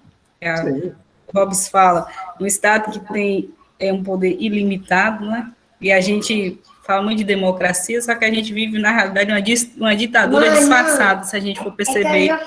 No final das contas, a nossa fala, né, e o nosso voto, ele é muito mais mínimo do que...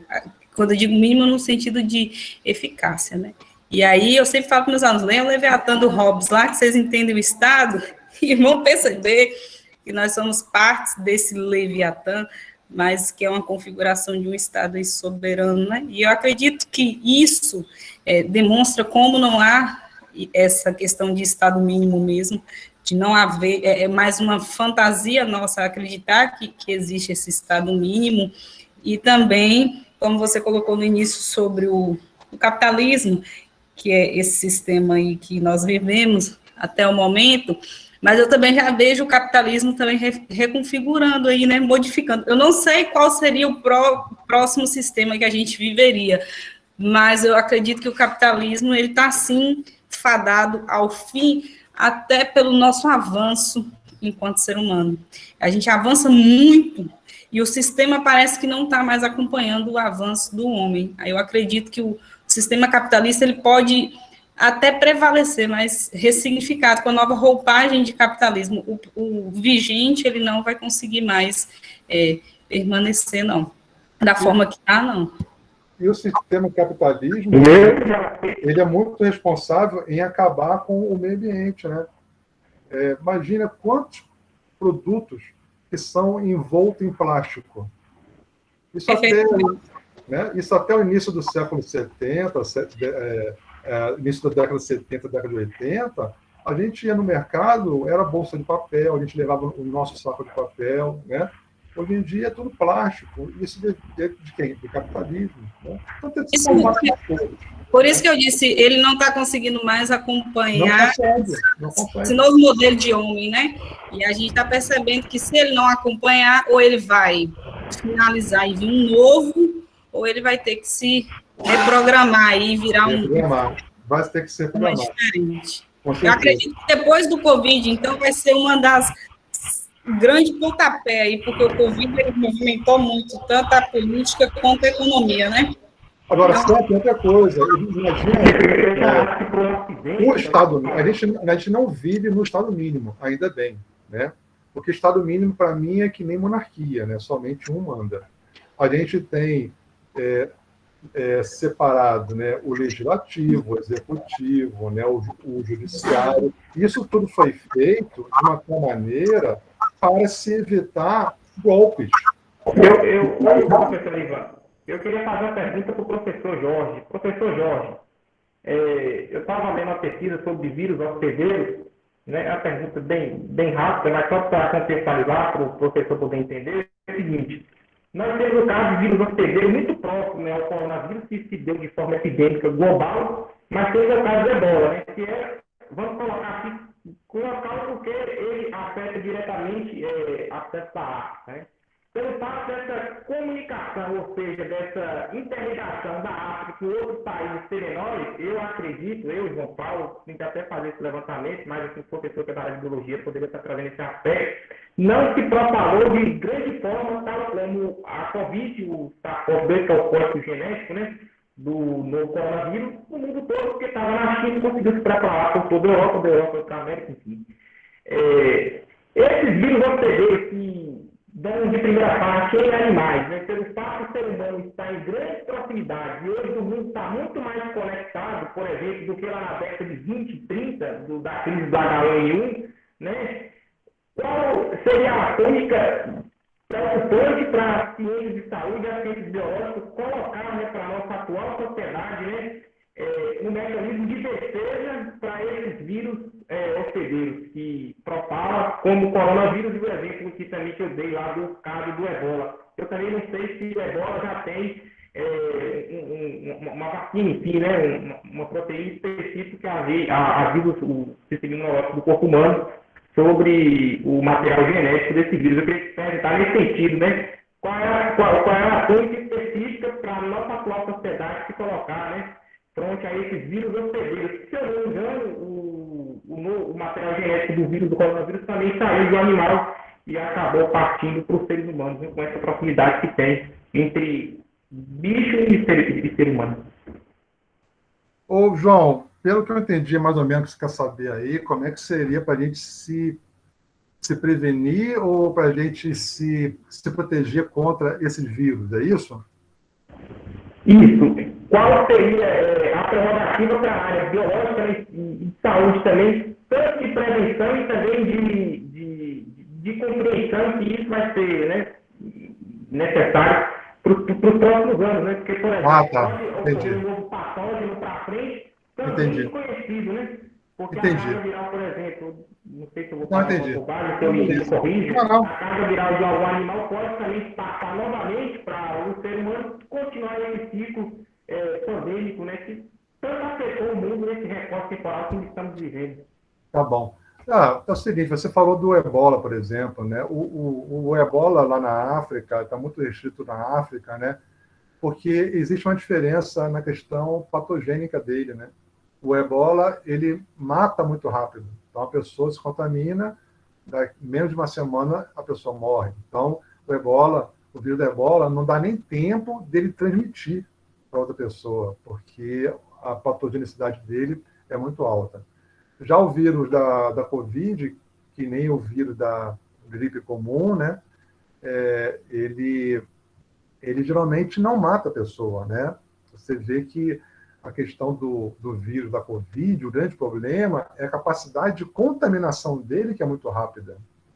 Ele contamina as pessoas, mesmo não tendo os sintomas. Então, a pessoa não sabe que está doente e pode, com isso, contaminar as pessoas.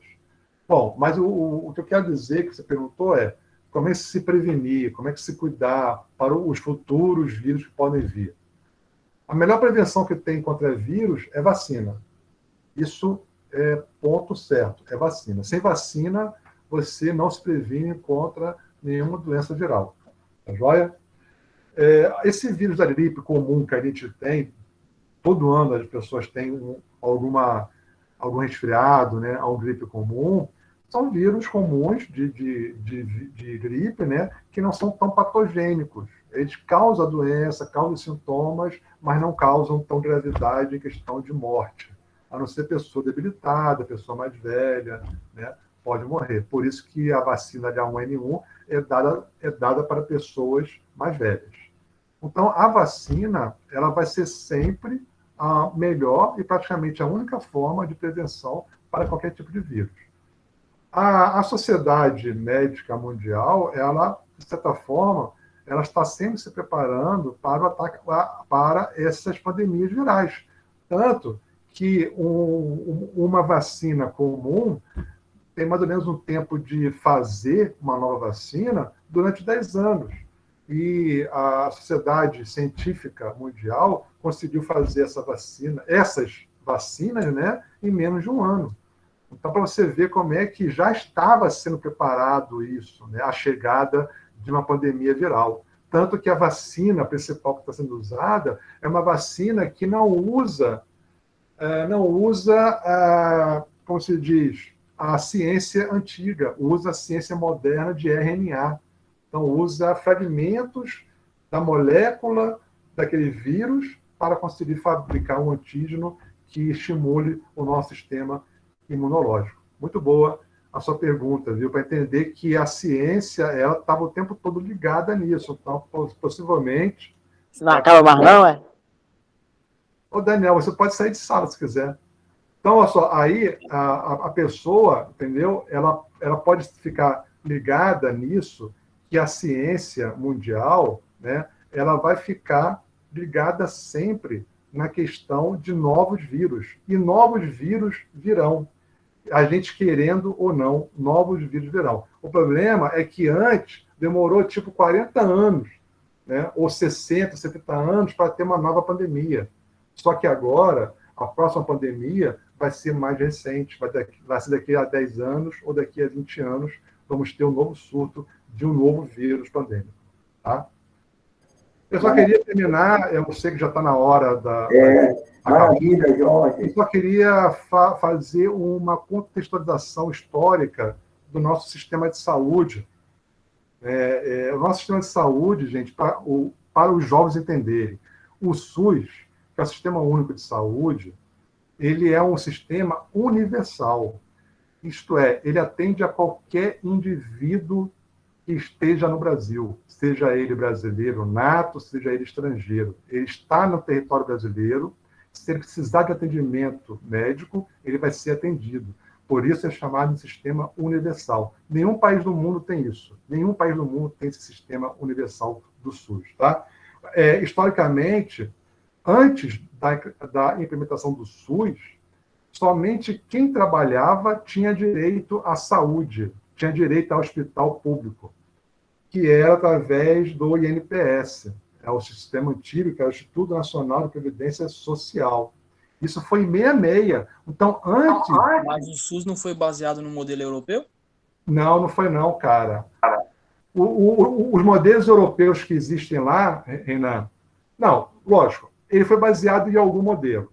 Eu não estou lembrando qual modelo. Talvez da Escandinávia. Talvez, tá? Porque no mundo todo, os melhores modelos de saúde são do Brasil, da Suécia e do Canadá e de Grã-Bretanha. Vocês procurarem depois na internet com calma. Eu, por exemplo, quando dou aula de bioética, eu peço para os alunos fazerem um seminário trazendo como é que é o sistema de saúde desses países, né, e o sistema de saúde da Índia, para verem as loucuras que existem. Né? Então, por exemplo, eu gosto muito do modelo de saúde canadense e modelo de saúde britânico. O SUS ele é muito bom, ele tem alguns problemas, mas eu acho que os problemas principais do SUS é questão cultural da nossa sociedade. A nossa sociedade, infelizmente, é uma sociedade do jeitinho, é a sociedade do eu sou melhor do que você, entendeu? Aquela sociedade tipo, sabe com quem está falando? Essa sociedade, esse tipo de pessoas que existe em nossa sociedade, é a que degrada, né, qualquer tipo de sistema, seja ele bom ou não. Ele pode ser um sistema maravilhoso, mas se no sistema todo existe uma engrenagem que não esteja funcionando bem, o sistema geralmente não vai trabalhar tão bem como tinha que funcionar, entendeu? Aí depois, na década de 60, antes da década de 60, quem atendia quem não trabalhava na saúde eram as Santas Casas de Misericórdia, que eram hospitais que eram feitos pela alguma entidade religiosa, né, podia ser católica, protestante, que atendia as pessoas que não tinham direito à saúde. Aí, em 77, cria-se o INAMPS, que é o Instituto Nacional de Assistência Médica da Previdência Social. Junta duas coisas, junta a Previdência Social com a assistência médica. Melhorou um pouco, mas mesmo assim, só podia ter direito à saúde quem tivesse carteira assinada. Quem não tinha carteira assinada não tinha direito à saúde. Entendeu? E aí veio, na década de 80, né, com a nova Constituição de 88, surge dentro dela, né, a questão do direito à saúde. Eu queria dar uma lida bem rapidamente aqui. Eu quero que vocês depois procurem o artigo 3º da Constituição Federal. Se vocês lerem, se uma pessoa inculta não ler os incisos 3 e 4 do artigo 3º da Constituição Federal, vai pensar, eu só vou falar algo de pensamento, eu não estou querendo botar aqui nenhum dado para fazer questionamento sobre quem está certo ou quem é errado, tá bom? É só um pensamento, para a gente refletir. Se vocês lerem o inciso 3 e o inciso 4 do artigo 3º da Constituição, ele vai falar assim, artigo 3º, constitui objetivos fundamentais da República Federativa do Brasil. 1. Construir uma sociedade livre, justa e solidária. A gente tenta o tempo todo isso. 2. Garantir o desenvolvimento nacional. 3. Erradicar a pobreza e a marginalização e reduzir as desigualdades sociais e regionais. Está dentro da Constituição Federal do Brasil. E 4, promover o bem de todos, sem preconceitos de origem, raça, sexo, cor, idade e quaisquer outras formas de discriminação. Então, isso tudo, gente, está dentro da nossa lei magna. Então, é importante a gente entender a nossa lei, né, para que a gente possa entender o que às vezes, a gente prega, a gente luta, e fica parecendo que é algo partidário. A gente não pode nunca misturar política com partidos. Fazer política, todos nós fazemos dentro de casa. Quando a gente quer algo, quando a gente quer sair e nossos pais não querem deixar, vocês têm que usar argumentos. E argumentos é a essência de uma política.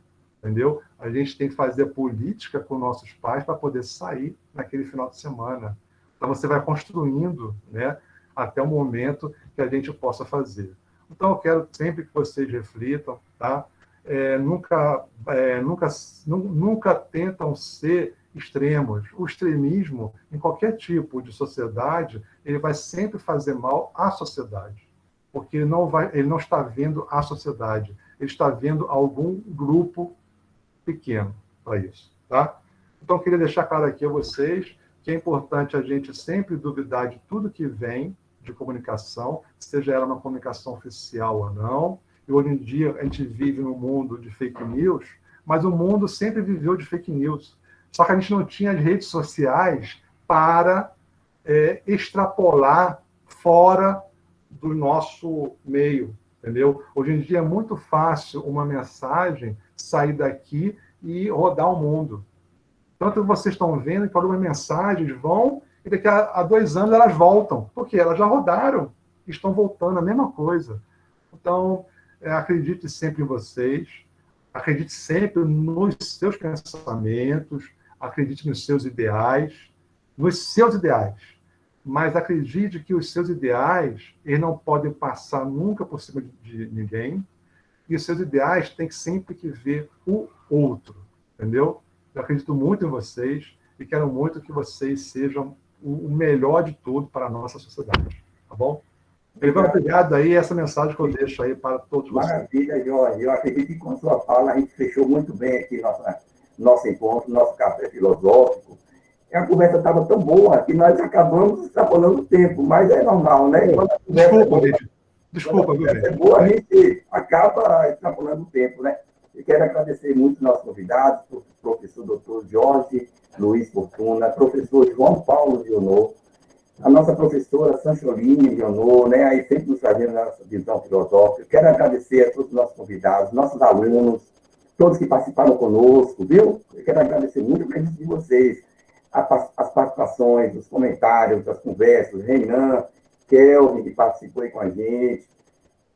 O debate é para isso mesmo, para a gente conversar, porque se não houver ideias contrárias, não tem debate, né?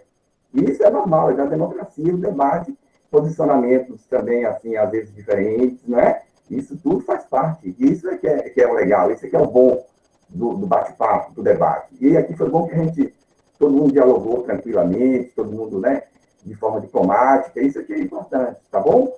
Todos estão de parabéns. Muito obrigado aos nossos convidados, nossos alunos. Um abraço a todos e até a próxima oportunidade, gente.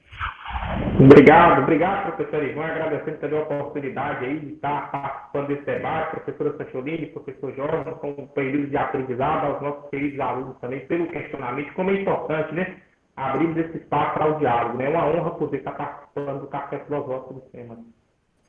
Maravilha, João, esse bate-papo é maravilhoso, né, muito bom. Sam, gostaria de falar alguma coisa para a gente terminar, Sam? Não, só agradecer. Foi tomar café. Fui tomar um café ali, jantar, igual me estou colocando no chat, fui jantar.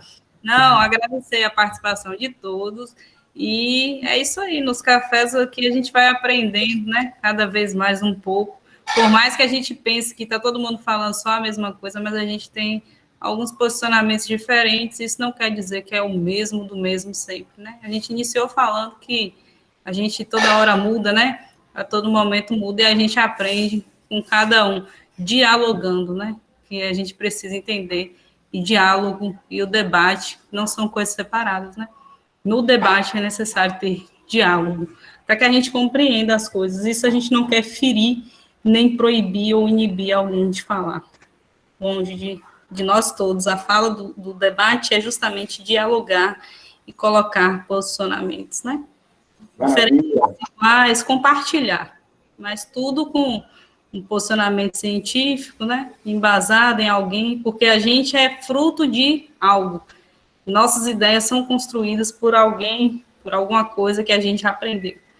Então, é isso. Obrigada a todos os alunos que ficaram aqui jantando com a gente, né, até agora, que o café foi para a janta, e é isso. Obrigada a todos. Hoje o bate-papo estava tão bom que nós tomamos o café e já passamos para a janta. Gente, um abraço a todos, tudo de bom, paz e bem a todos. Um abraço. Fique bem, pessoal. Fique bem, pessoal. Um abração para vocês. Tchau, aí. gente. Vou encerrar. Valeu, pessoal. Obrigado. Tchau. Tchau, Tamanho.